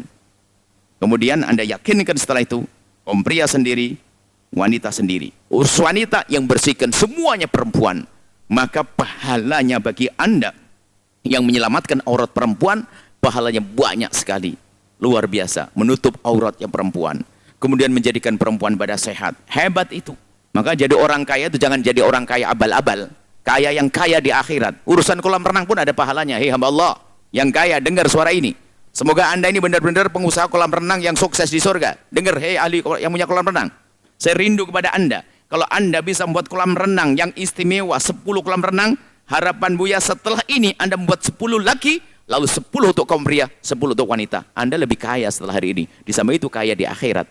Tapi ingat, kalau Anda membiarkan kolam renang Anda bercampur laki dan perempuan, Anda lagi umrah sujud di depan Ka'bah, dosa ngalir kepada Anda, hai hamba Allah. Semoga ini orang-orang kaya yang punya kolam renang mendengar suara ini besok semakin kaya. Langsung buat kolam renang yang terhormat. Kalau Anda bingung undang saya, gimana sih? Nah, agar semakin syar'i, gimana caranya kita diskusi nanti. Lumayan biar saya dapat bagian daripada pahala tersebut. Kepada yang bertanya, Anda tidak perlu kolam renang. Anda pergi ke sungai saja. Tidak usah kolam renang yang ada perempuannya. Hati-hati. Anda dosa Anda tidak bisa menutup kebaikan dalam kesunahannya. Nah, jangan, Anda harus menjadi orang cerdas ya. Tidak usah renang, Anda bisa lari pagi, jogging dan sebagainya gitu. Lari. Kemudian olahraga yang lainnya ya, main panah dan seterusnya, naik kuda tanpa harus pergi kolam renang. Dan kepada para wanita, yang beri kesehatan adalah Allah. Jangan Anda memaksakan diri Anda karena petunjuk seorang dokter lalu Anda renang, di situ Anda membuka aurat Anda di depan kaum pria. Subhanallah. Bisa jadi Anda memang sehat di dunia, tapi Anda tidak sehat di akhirat. Na'udzubillah. Sementara sakit di akhirat lebih panjang. Kami mengharap semua wanita-wanita yang hari ini hobi renang, harapan Buya, yang hobi renang, Allah mudahkan untuk bisa membuat kolam renang pribadi. Sehingga nggak pakai kolam renang umum, biar mulia. Amin. Tapi kalau terlintas di hati Anda masih pengen renang di sana, Anda tidak akan punya kolam renang selamanya. Tetap nyungsep nanti. Dosa terus ya. Maksud kami adalah, yuk kita sadar. Para wanita yang bisa renang di kolam renang umum, ayo bercita-cita untuk mencari kolam renang yang islami, yang dikemas untuk wanita saja. Dan kepada kaum pria, Anda ini laki-laki loh ya. Masa enggak cemburu istrinya auratnya dilihat kaum pria? Anda ini siapa? Anda ini laki-laki atau bukan? Masa istrinya dibiarkan kolam renang, di situ membuka aurat ada kaum pria? Mana cemburu Anda, privasi Anda dilihat oleh banyak orang, hei hamba Allah. Anda ini laki-laki model apa? Kan begitu ya? Anda wahai wanita, Anda itu mulia. Maka muliakan dirimu, jangan diumbar di kolam renang. Hei pengusaha kolam renang, ayo menjadi pengusaha kolam renang ahli surga. Kemudian kepada semuanya, setelah itu, Anda jangan mencaci dan meremehkan siapapun. Jika melihat ada wanita masih di kolam renang, kemudian ada prianya, Anda memohon saja kepada Allah, ya Allah, berikan kepada wanita itu kesehatan setelah ini sehingga enggak pakai renang-renang lagi, ya Allah. Biar enggak kebuka auratnya. Doain yang baik, jangan mencaci dan jangan mengolok, tapi panjatan doa, kemudian upaya-upaya untuk membawa mereka pada kebaikan, itu yang harusnya selalu ada di dalam hati Anda. Wallahu a'lam bishawab. Baik, syukran jazilan Buya atas jawabannya. Buya telah masuk satu penelpon, kita sapa terlebih dahulu. Assalamualaikum. Waalaikumsalam warahmatullahi wabarakatuh. Salawatnya kita bersalawat terlebih dahulu. Allahumma sholli ala sayyidina Muhammad wa ala ali sayyidina Muhammad. Allahumma sholli wa sallim wa barik alaih. Baik, dengan siapa dari mana? Dengan hamba Allah di Sumatera. Baik, bisa bertanya langsung kepada Buya, silahkan. Silakan. Bu ya, kalau ada orang bukan yang was-was berkata murtad. Ini sudah mau was-was. Bukan was-was ya. Kalau ada orang yang berkata murtad, apa dia murtad Bu ya? Walau hanya sekedar kata-kata murtad saja tanpa memeluk agama lain Bu ya. Selanjutnya di sini ada orang yang sakit karena mikirin itu tentang sampai murtad kata-kata Bu ya. atau tidak? Sampai diucapkan atau sekedar hanya di hati? Diulang. Pertanyaannya. Diucapkan Bu ya. Seperti apa? Karena Cuman bilang murtad aja gitu Bu ya. Tapi enggak ada. murtad. Ya, murtad. Soalnya di sini ada orang yang sakit karena mikirin tentang murtad Bu ya. Apakah ada perbedaan pendapat tentang batasan orang yang masuk Islam setelah murtad? Apakah setelah orang yang masuk Islam setelah murtad itu ketiga kalinya maka tobatnya tidak diterima lagi? Sebagaimana dalam Al-Quran surah An-Nisa ayat 137 yang artinya sesungguhnya orang-orang yang beriman lalu kafir, kemudian beriman lagi, kemudian kafir lagi, lalu bertambah kekafirannya, maka Allah tidak akan mengampuni mereka dan tidak pula menunjukkan kepada mereka jalan yang lurus. Mohon penjelasan dan pencerahannya Buya maksud dari ayat tersebut. Orang murtad, naudzubillah, yang dimaksud murtad itu keluar dari iman yang disebabkan oleh ucapan lesannya, atau keyakinan di dalam hatinya, atau perilakunya. Tiba-tiba sujud ke berhala. Nah, ini kan kacau. Atau mengakui adanya Tuhan selain Allah dengan lesannya, atau mengatakan Nabi Muhammad bukan Nabi dengan lesannya. Quran bukan kitab suci, bukan kitab suci umat Islam, adalah dengan lesannya. Maka yang mengucapkan kalimat-kalimat semacam itu dia keluar dari iman. Secara dohirnya dia murtad. Nah, dohirnya murtad. Maka karena dohirnya murtad, ia dihukumi secara dohir. Ditanya, benarkah ngomong begitu? Namanya istitab. Klarifikasi dulu, kenapa kamu ngomong begitu? Kalau dia tetap meyakini, iya aku tidak percaya Nabi Muhammad sebagai Nabi. Oh berarti murtadnya murtad benar lahir batin sudah. Nah, ini jadi menghukumi murtad pelan-pelan dulu, karena hari ini banyak orang mengatakan murtad, musyrik. Ada saudara kita yang mengatakan satu amalan nggak ada syiriknya dikatakan syirik. Makanya kita harus waspada. Jangan-jangan bukan syirik dikatakan syirik. Kan banyak sekarang nuduh orang lain syirik, murtad. Ini kan kacau juga. Jadi murtad ada rambu-rambunya. Pertama, jangan Anda mudah mengatakan orang itu syirik, jangan mudah mengatakan orang itu adalah murtad. Makanya Buya tadi tanya, kayak apa? Dia tidak ngasih contoh. Karena nggak ngasih contoh, kita juga belum bisa memastikan. Anggap saja betul dia murtad. Mengatakan Tuhan ada dua. Atau mengatakan Nabi bukan Nabi. Nabi Muhammad bukan Nabi. Atau mengatakan Quran bukan kitabnya umat Islam. Atau Quran bukan wahyu. Atau dan seterusnya misalnya. Atau ada Nabi setelah Nabi Muhammad. Macam-macam. Oh. Atau dia percaya ada kekuatan selain kekuatan Allah. Dimiliki oleh siapa atau apapun. Murtad dia. Nah, bagaimana dengan seorang murtad? Kalau seorang murtad itu, kemudian dia kembali kepada Islam. Memang kemurtadannya itu menghapuskan pahala-pahala yang lalu dari amal baiknya. Tapi setelah masuk Islam, Allah Maha Kasih. Kembali kepada Islam, diterima. Kalau dalam Al-Quran itu kan disebutkan, sudah murtad, masuk Islam, keluar. Masuk Islam, keluar lagi. Setelah keluar, dia nggak balik-balik. Wah, sengsara sepanjang masa. Kalau begitu tuh. Jadi orang-orang yang semacam itu adalah sesat. Jadi tidak akan diterima oleh Allah. Karena apa? Mati dalam keadaan murtad. Mati dalam keadaan meninggalkan agama. Ini kalau Al-Quran kan bunyinya innalladzina amanu tsumma kafaru. Beriman dulu, setelah itu keluar dari iman kafaru. Tsumma amanu main-main lagi balik kepada iman. Naudzubillah. Tsumma kafaru keluar lagi. Murtad masuk Islam lagi. Setelah itu murtad lagi. Jadi digambarkan matinya setelah murtad. Tamazdadu kufran, setelah murtad tambah serem lagi kekafirannya. Maka orang beginilah yang lam yakunillahu liyaghfiralahum, Allah tidak akan ampuni dia. Tidak akan beri petunjuk. Nah, yang dimaksud tidak akan selamat orangnya adalah yang mati dalam keadaan belum kembali kepada Islam. Maka kami seru kepada siapapun yang sudah salah bergaul dalam pemikiran, salah bergaul dalam diskusi agama, kemudian sampai keluar dari Islam, Allah Maha Kasih cepat kembali. Yang tidak diampuni oleh Allah jika tidak kembali. Kembalilah tobat, bersyahadat kembali, selesai insyaAllah Allah akan ampuni. Allah akan angkat derajat, Allah akan muliakan. Yang tidak kembali itulah yang tidak akan diampuni oleh Allah selamanya, tidak segera tobat. Maka kami seru kepada siapapun, ini biasanya terjadi karena dialog-dialog pemikiran. Dia liar pemikirannya, tidak pakai guru, diajak diskusi tentang ketuhanan, tentang ini dan sebagainya. Sementara dia tidak punya latar belakang. Sehingga sekarang ada grup-grup tentang ilhad, tentang bagaimana tidak mempercayai adanya Tuhan. Ini ada kelompok-kelompok dan mereka pandai berdiskusi. Dan anak muda tiba-tiba bergaul di situ, keluar dari iman. Na'udzubillah. Nah ini kalau seperti itu, wahai hamba Allah yang punya permasalahan-permasalahan semacam ini, ayo kembali. Bersyahadat kembali. Asyhadu an la ilaha illallah, asyhadu anna Muhammad Rasulullah. Kemudian setelah itu yakin dengan keyakinan ini, semakin kuat iman, Allah akan angkat derajatnya.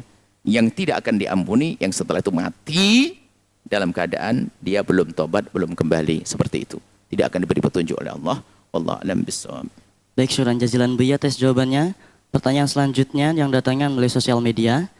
Assalamualaikum Buya. Assalamualaikum. Saya Hidayat. Saya mau bertanya, istri saya bekerja di satu perusahaan yang melarang untuk menggunakan hijab. apakah saya berdosa apabila saya membiarkan istri saya bekerja di sana tanpa menggunakan hijab? Terima kasih Buya, mohon penjelasannya. Syukron. Assalamualaikum warahmatullahi wabarakatuh. Waalaikumsalam. Yang memberi rezeki adalah Allah. Jangan berprasangka buruk kepada Allah. Rezeki bisa di mana saja. Tidak harus perusahaan tersebut. Tidak sampai derajat darurat. Masih ada peluang-peluang bekerja di tempat yang lain. Maka jika Anda atau istri Anda bekerja di tempat yang di situ harus membuka aurat, maka Anda yang merestui, Anda dapat bagian dosa. Dan istri Anda pun juga demikian. Lalu apa langkah terbaik untuk ini semuanya? Anda buat terobosan. Bisa Anda mengusulkan kepada perusahaan tersebut untuk bisa mengizinkan kepada karyawatinya untuk menggunakan menutup aurat. Itu baru terobosan dahsyat. Dan ini banyak dilakukan oleh para pejuang-pejuang juru dakwah, menerobos kepada perusahaan untuk mengizinkan. Kalau ada perusahaan tidak mengizinkan, ini adalah unik. Karena ini urusan agama, seharusnya ada penghargaan dan orang beragama kok. Ini adalah sekolah melarang pakai jilbab, itu aneh. Itu mesti ada permasalahan mental dalam dirinya. Sebab urusan baju itu biasa saja. Makanya apakah kalau orang di pasar dan sebagainya itu orang Jawa pakai sarung, orang ini itu biasa, nggak usah dilarang. Apalagi ada hubungan dengan agama. Yang seharusnya yang dilarang yang mengganggu dong, yang ganggu mata kita, ganggu pikiran kita, yang membuka baju yang sembarangan itu yang seharusnya dilarang, kan begitu. Kalau seharusnya dilarang, anehnya pakai baju asal saja, katok pendek, celana pendek diizinkan. Giliran pakai jilbab menjadi tidak boleh. Ini ada apa dengan orang ini? Orang pakai jas kemudian ditutup rambutnya begini, nggak ada yang larang. Tapi giliran bentuknya jilbab, kenapa kok jadi dilarang? Apa sih? Permasalahannya ada apa misalnya? Sekarang Anda kan sebuah jaket yang ada apa? Tutup kepalanya kan? Tutup begini. Ini sama, itu bisa menutup aurat. Nggak ada yang melarang begitu. Tapi giliran seorang perempuan pakai jilbab, apa menjadi dilarang? Ada apa dengan misalnya kalau ada yang melarang? Unik, aneh. Pasti ada sesuatu dalam hatinya. Apakah kebencian kepada Islam? Sementara di negeri ini tidak boleh kita saling membenci. Urusan berbeda agama tidak boleh saling benci. Orang Hindu kita tidak boleh melarang budaya baju mereka. Orang Nasrani dengan budaya baju mereka, kita tidak boleh melarangnya, urusan mereka. Sama orang Islam dengan ciri khas baju Islamnya, nggak boleh ada yang melarang. Nah, perusahaan yang cerdas tentunya harus paham makna ini. Ya, baik, kalau ternyata di perusahaan tersebut Anda tidak bisa membuat terobosan yang indah, yang baik, sudah. Anda tidak boleh mengizinkan istri Anda ke tempat tersebut. Kalau Anda mengizinkan, Anda ikut bagian daripada kesalahan. Kemudian setelah itu, jika ada teman-teman kita, saudara kita yang masih bekerja di tempat-tempat semacam itu, jangan dicaci, diolok dan sebagainya. Memang belum ketemu jalur rizkinya, tapi kita ingatkan, ayo bisa menutup aurat yang serius, yang benar. Kita doakan ya, jangan biasa mencaci dan mengolok. Ya, kalau ada perusahaan besar yang saat ini mendengar suara ini, kami himbau, jadikan perusahaan Anda bukan sekedar tempat untuk mencari uang, akan tapi jadikan perusahaan Anda tempat untuk mencari rizki, mencari pahala dari Allah. Maka bahkan bukan sekedar Anda himbau, bukan sekedar Anda mengizinkan mereka pakai jilbab, wahai bos-bos besar ahli surga, bukan sekedar Anda izinkan, akan tapi Anda dukung. Bahkan yang belum pakai jilbab pun, pakai kerudung pun, Anda kasih bonus yang kalau mau pakai. Anda istimewa, Anda ini bos ahli surga, Anda bos istimewa. Ya. Kemudian kepada adik-adikku yang bekerja dimanapun kalian berada, ingat, engkau harus dengan Allah dan Rasulnya. Kenakan baju yang sopan, yang disenangi oleh Nabi SAW. Ya. Nah, itu harus jadi nomor satu. Kalau ternyata di tempat tersebut kalian tidak bisa menghormati diri kalian sendiri, maka jangan di tempat tersebut. Karena apa? Kalau kalian sudah tidak dihormati seperti itu, kalian akan terhinakan nanti pada akhirnya. Pilih tempat yang istimewa. Pilih tempat yang bisa kalian bisa muliakan diri kalian sendiri. Kemudian di saat kita melihat teman-teman kita, saudari kita masih seperti itu, doakan yang banyak. Jangan dicaci dan jangan diolok. Karena apa? Banyak di antara mereka itu di antaranya tidak mengerti, atau mungkin merasa terjepit sempit wawasan kerja, atau mungkin sudah terlanjur punya ikatan kerja dan sebagainya, sementara perusahaan tidak mengerti seperti itu. Maka jangan mencaci dan mengolok. Akan tapi semuanya, dari perusahaan, dari wanita yang bekerja, dari yang melihat hendaknya kita harus menuju kepada menjalankan syariat Nabi SAW agar kita di dunia ini sukses sehingga kelak di akhirat juga sukses. Wallahu a'lam bishawab. Baik, syukran jazilan Buya atas jawabannya. Pertanyaan selanjutnya Buya. Assalamualaikum Buya, mau tanya. Assalamualaikum warahmatullahi wabarakatuh. Saya bekerja di sebuah toko punya abang ipar saya. Ada 5 orang karyawan. Setiap karyawan yang merokok ada dikasih uang 15.000 buat beli nasi siang dan 15.000 buat beli rokok bagi yang merokok. Sedangkan saya dan ada lagi karyawan tidak dikasih uang rokok karena saya dan satu lagi karyawan itu tidak merokok. Saya sudah protes namun tetap tidak dikasih. Bagaimanakah hukumnya Buya? Bolehkah saya mengambil uang toko secara diam-diam 15.000 per hari? Karena uang rokok tidak dikasih Buya. Syukran Buya. Assalamualaikum warahmatullahi wabarakatuh. Assalamualaikum. Yang pertama adalah Islam mengajarkan kejujuran. Anda tidak boleh mengambil sesuatu yang bukan milik Anda. Nggak boleh. Kemudian, bagi siapapun, kalau Anda ingin berbuat baik, memberi sesuatu, hendaknya pesan-pesan Anda harus pesan-pesan yang ada baiknya. Anda kalau ngasih uang sama orang, jangan Anda berpesan untuk sesuatu yang paling membahayakan dia atau kurang berguna. Ya kan? Misalnya Anda beri kepada seseorang, mohon maaf, uang apa kek? Uang rokok atau apa dan sebagainya. Alangkah indahnya kalau Anda ngomong, ini buat sarapan pagi. Bisa kuat ibadah nanti. Kan jadi pahala Anda. Daripada Anda pakai kalimat-kalimat yang kurang berarti. Ya, kita perlu memilih, cerdas memilih kalimat. Rizki tetap nyampe ke orang, di hadapan Allah dapat pahala. Ya. Jadi ada uang, ya Anda ganti saja. Anda ganti namanya apa? Ini uang sarapan pagi. Uang camilan. Uang jaburan. Nah, itu kan lebih indah. Memilih kalimat agar jadi pahala gitu. Ini kecerdas memilih kalimat.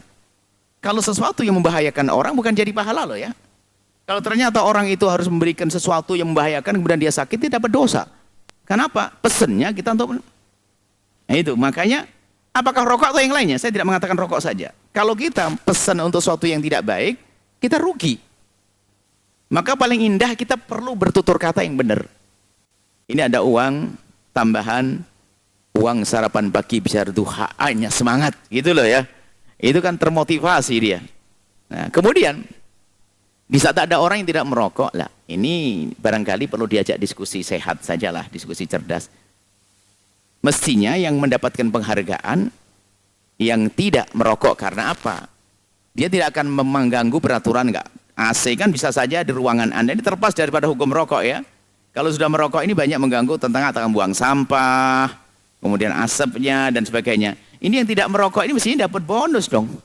Karena Anda ikut menjaga kebersihan udara di sini misalnya. Anda ini mesti ini.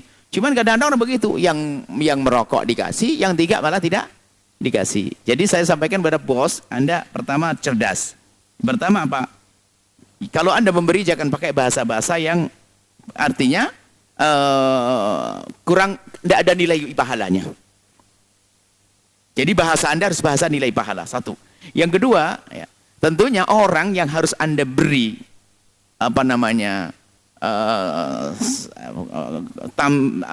penghargaan adalah sesuatu yang mendukung tentang kebaikan di perusahaan Anda dong.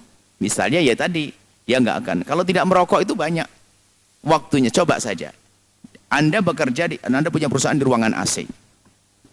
Selagi Anda mengizinkan merokok, pasti dia punya waktu untuk merokok di luar. Berarti banyak waktunya tersita untuk merokok. Nggak mungkin rokok, pasti. Ada waktu yang tersisa. Kalau tidak merokok, full waktunya bekerja dengan Anda, misalnya. Berarti lebih banyak dong waktunya untuk Anda. Mestinya dia mendapatkan penghargaan. Jadi orang seperti itu hanya perlu diajak berpikir saja. Mestinya yang tidak merokok itu mendapatkan tambahan nilai plus. Kenapa? Atau mendapat hadiah. Karena apa? Dia waktunya lebih fokus ke sini. Kemudian juga tidak akan mengotori ruangan karena ruangannya AC. Kemudian dia akan menjadikan sampah dan sebagainya. Nah, seperti itu. Jadi kita perlu mengolah bahasa agar punya nilai pahala di hadapan Allah Subhanahu wa Ta'ala. Kemudian juga kalau bicara tentang rokok, kita juga menghimbau saja agar sebisa menghimbau sekuat mungkin agar Anda bisa meninggalkan rokok. supaya lebih menjaga kesehatan dan seterusnya. Kemudian bagi yang sudah tidak merokok pun juga jangan mencaci maki yang merokok, didoakan saja semoga bisa tidak merokok, kemudian sehat, seger buger ya, diganti dengan pakai makan tebu, coklat, permen dan sebagainya ya. Sebaik itu doain yang baik-baik saja. Kita tidak mau doain yang jelek. Enggak usah ngomong rokok dalam paru-paru, enggak usah doain yang jelek. Dan yang baik, semoga besok tidak merokok sehingga waktunya lebih banyak ya beribadah ya. Lebih banyak, lebih sehat ya. Lebih nyaman dan lebih indah insyaallah. Wallahu a'lam bishawab. Baik, syukran jazilan Buya atas jawabannya. Kemudian Buya pertanyaan selanjutnya. Assalamualaikum Buya. Assalamualaikum. Izin bertanya tentang masalah rumah tangga. Istri saya menolak untuk rujuk dan saya merasa kasihan pada anak kami. Istri saya juga tidak menerima rezeki dari dagang keliling dan sering berantem dengan saya dan orang tua.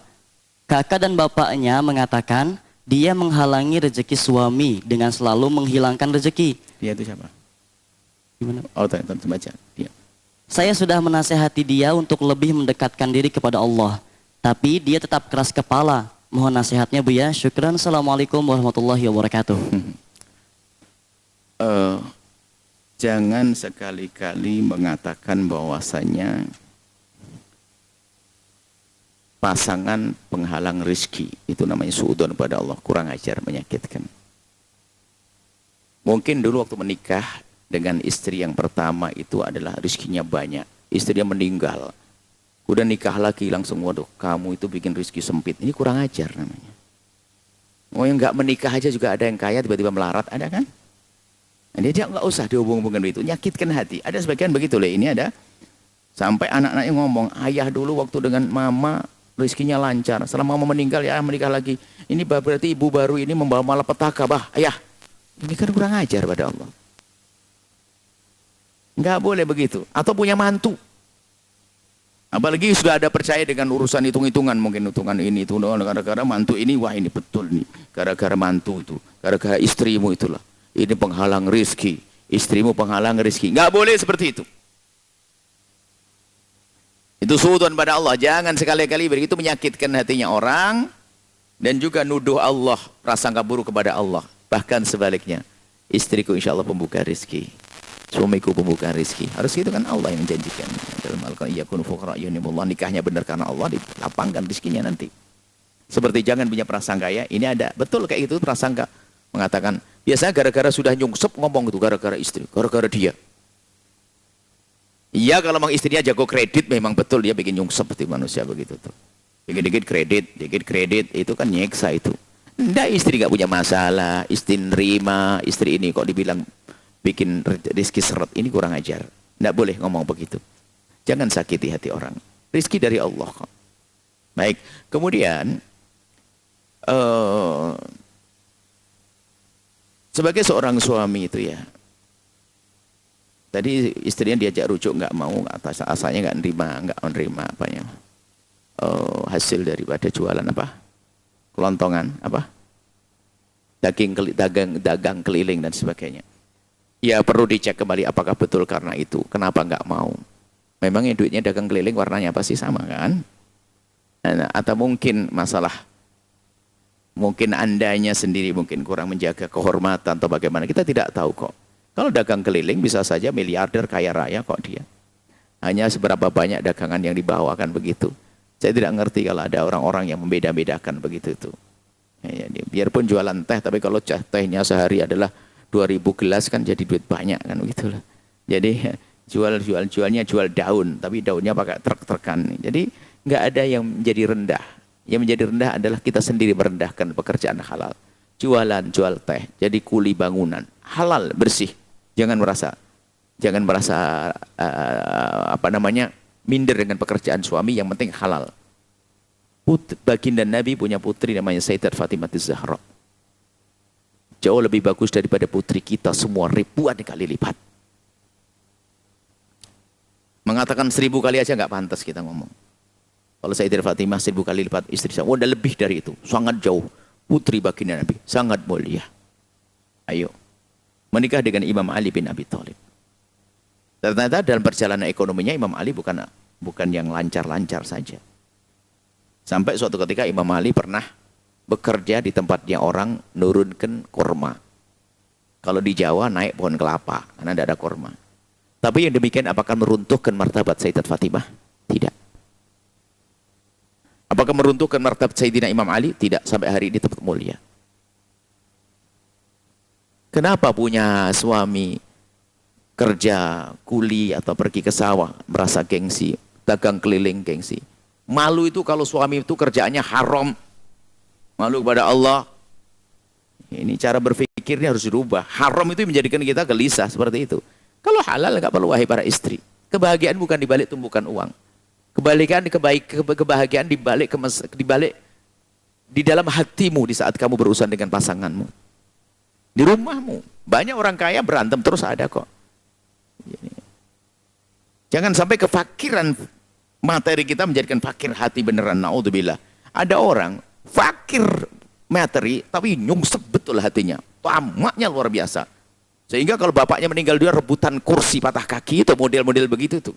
Dia nuntut suaminya begini, gengsi suaminya begini, tersiksa hidupnya dia. Sudah fakir, melarat, nyungsep, batinnya juga nyungsep. Tapi di sana ada seorang fakir materi, tapi hatinya kaya. Abang, yang penting halal. Bahkan kalau suaminya pulang dalam keadaan payah dan tidak membawa uang, abang, kenapa abang cemberut? Apa abang tidak bisa senyum melihat aku sini? Aku belum dapat uang hari ini sayang, nggak apa-apa. Ya, gitu indah. Jadi jangan sampai sudah melarat di dunia, melarat di akhirat. Innalillah, marah terus, suaminya marah, nerima duit, nerima tapi sambil cemberut. Ini dok, diambil lagi nih. Ini, segini dok.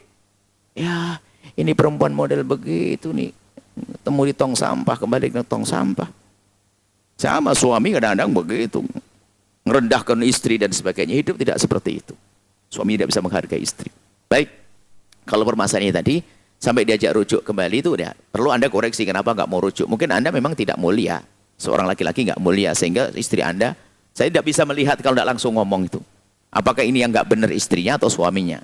Kalau tanda-tanda istrinya nggak nerima dengan dagangan kelontongan, dagang keliling, ya perlu dicari sebabnya. Bukan karena kelilingnya barangkali. Mungkin yang dijual tidak ada ceritakan di sini. Anda jualan nggak benar atau jualan yang haram. Saya tidak tahu itu semuanya. Yang jelas seorang istri asalkan suaminya halal, bersih, kerjaan yang diridhoi oleh Allah, kasih motivasi suami.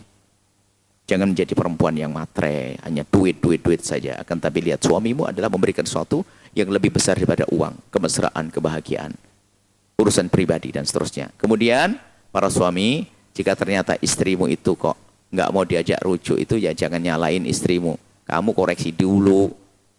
Orang dulu mau kok sekarang nggak mau, itu ada apa kan begitu loh. Jangan-jangan Anda memang telah buat sebel banget ya sampai istri nggak mau kembali. Anda koreksi diri, semuanya perlu koreksi diri. Istri perlu koreksi, suami perlu koreksi ini. Makanya kalau pertanyaan perempuan model begini kita nggak bisa jawab pasti begitu. Tapi kalau saya bertemu langsung, saya ngomong kepada perempuannya sama istrinya, saya bisa nyimpulkan.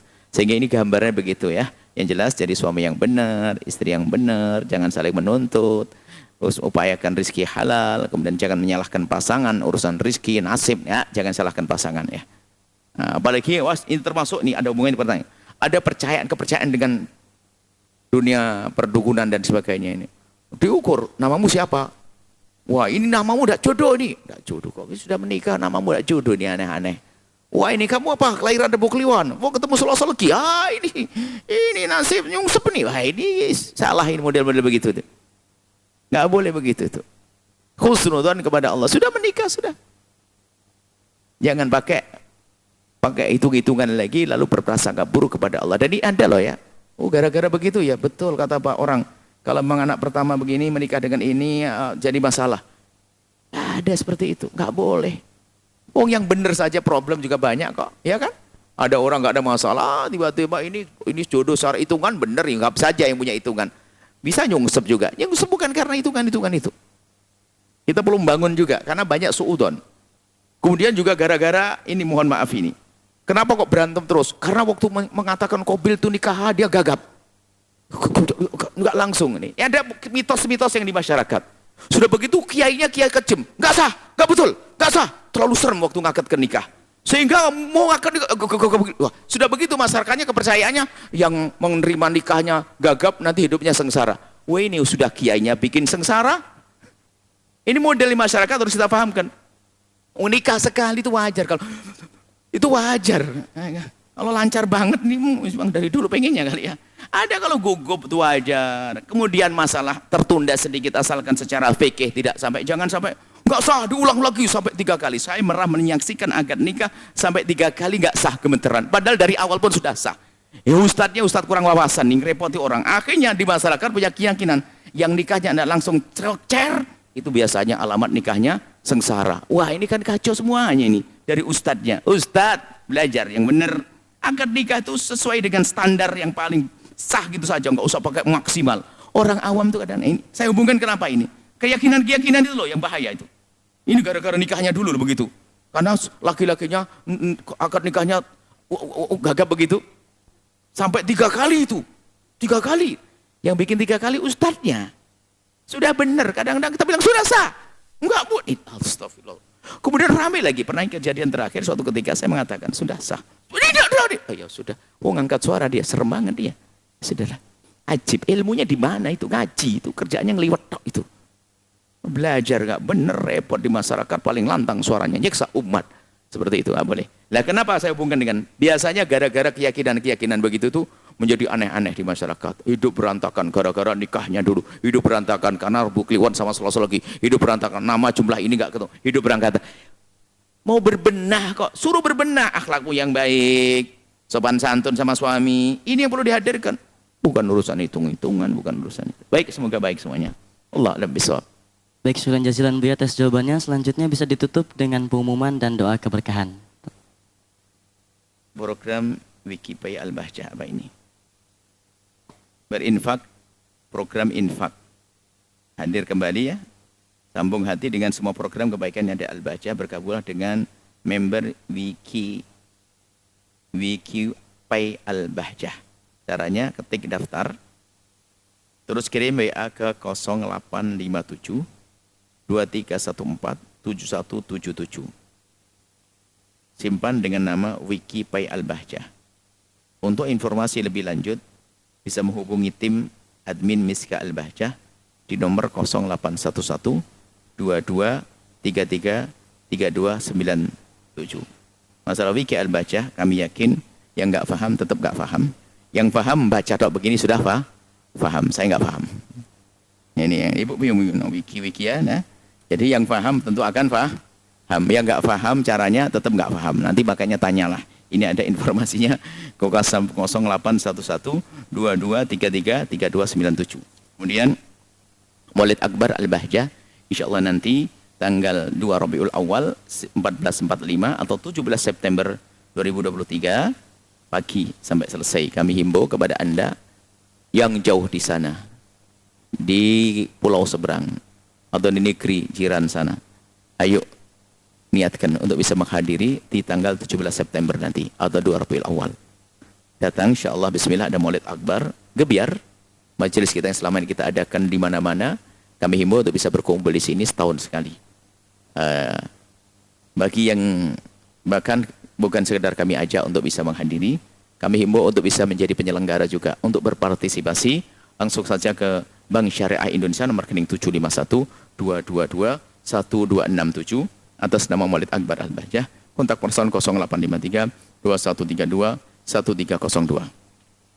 Baik, kemudian juga pembebasan tanah sudah 8%.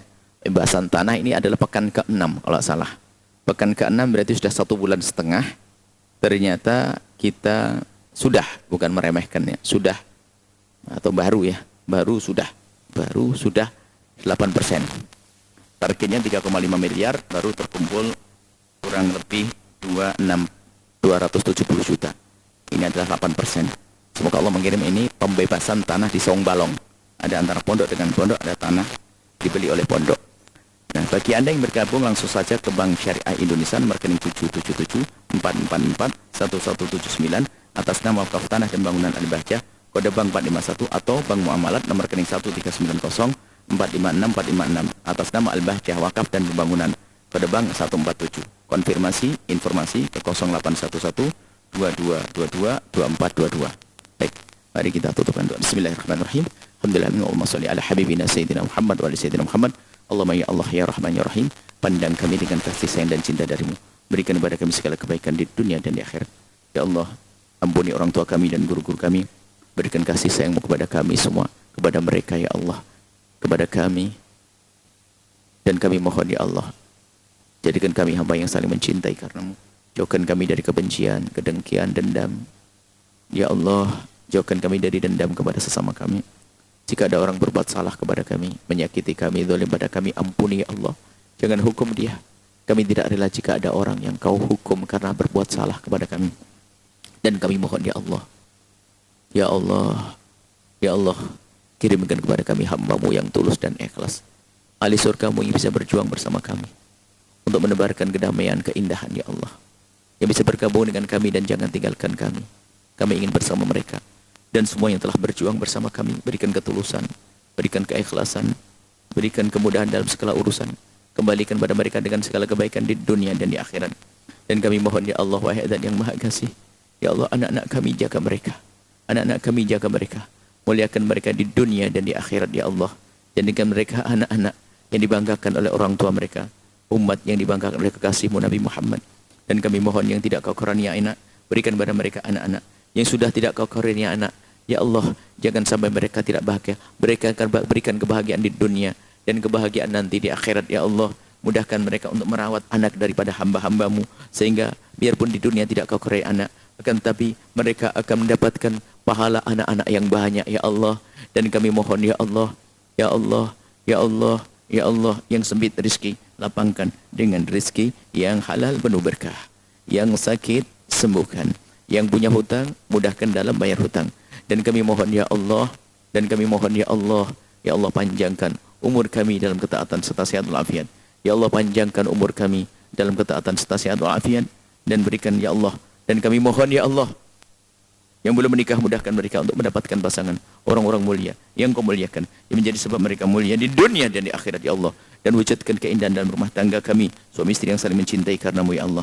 Dan berikan kepada kami ya Allah umur panjang dalam ketaatan serta sehat walafiat. Berikan kepada kami semua husnul khatimah, mati dalam keadaan iman. Dan kami mohon ya Allah, jadikanlah ucapan kami di akhir hayat kami kelak saat kau hendak mencabut nyawa kami. Kami ingin saat itu ya Allah, hati dan lidah kami mampu mengucapkan kalimat agung dan mulia, la ilaha illallah sayyidina Muhammadur Rasulullah, la ilaha illallah sayyidina Muhammadur Rasulullah, la ilaha illallah sayyidina Muhammadur Rasulullah sallallahu alaihi wasallam. Rabbana atina fid dunya hasanah wa fil akhirati hasanah wa qina adzabannar. Wa sallallahu ala sayyidina Muhammadin wa ala alihi washabbihi wasallam. Walhamdulillahirabbil alamin. Al-Fatihah.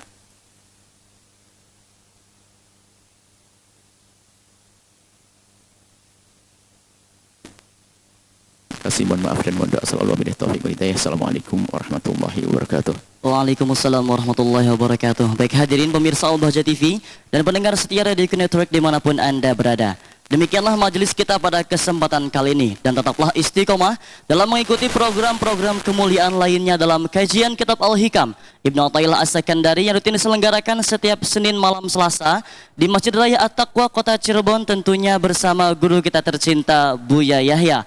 Live Al-Bahjah TV dan Radio Network dari berbagai kota. Akhirnya saya Hafidz Nur Wahid selaku pembawa acara beserta kru yang bertugas mengucapkan syukran jazilan atas segala perhatian Anda. Mari kita akhiri majelis yang mulia ini dengan pembacaan doa kafaratul majelis. Subhanakallahumma bihamdika asyhadu an la ilaha illa anta astaghfiruka wa atubu ilaik. Wassalamualaikum warahmatullahi wabarakatuh.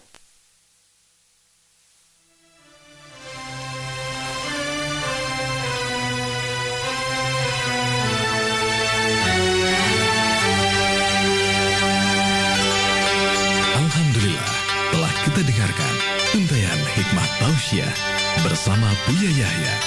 Semoga semakin bertambah ilmu dan amal kita. Amin ya rabbal alamin.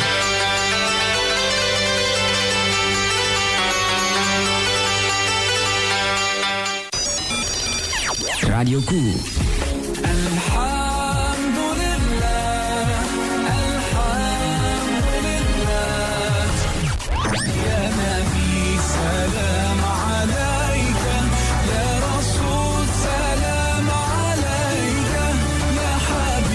سلام عليك صلوات الله عليك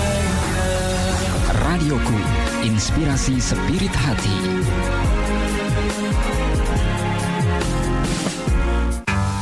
Penyakit kronis belum sembuh juga. Mungkin dari kita banyak yang menganggap sepele kebiasaan ngemil, makan junk food, minum susu berlebihan, dan makan tidak teratur setiap harinya. Padahal dari sana berbagai masalah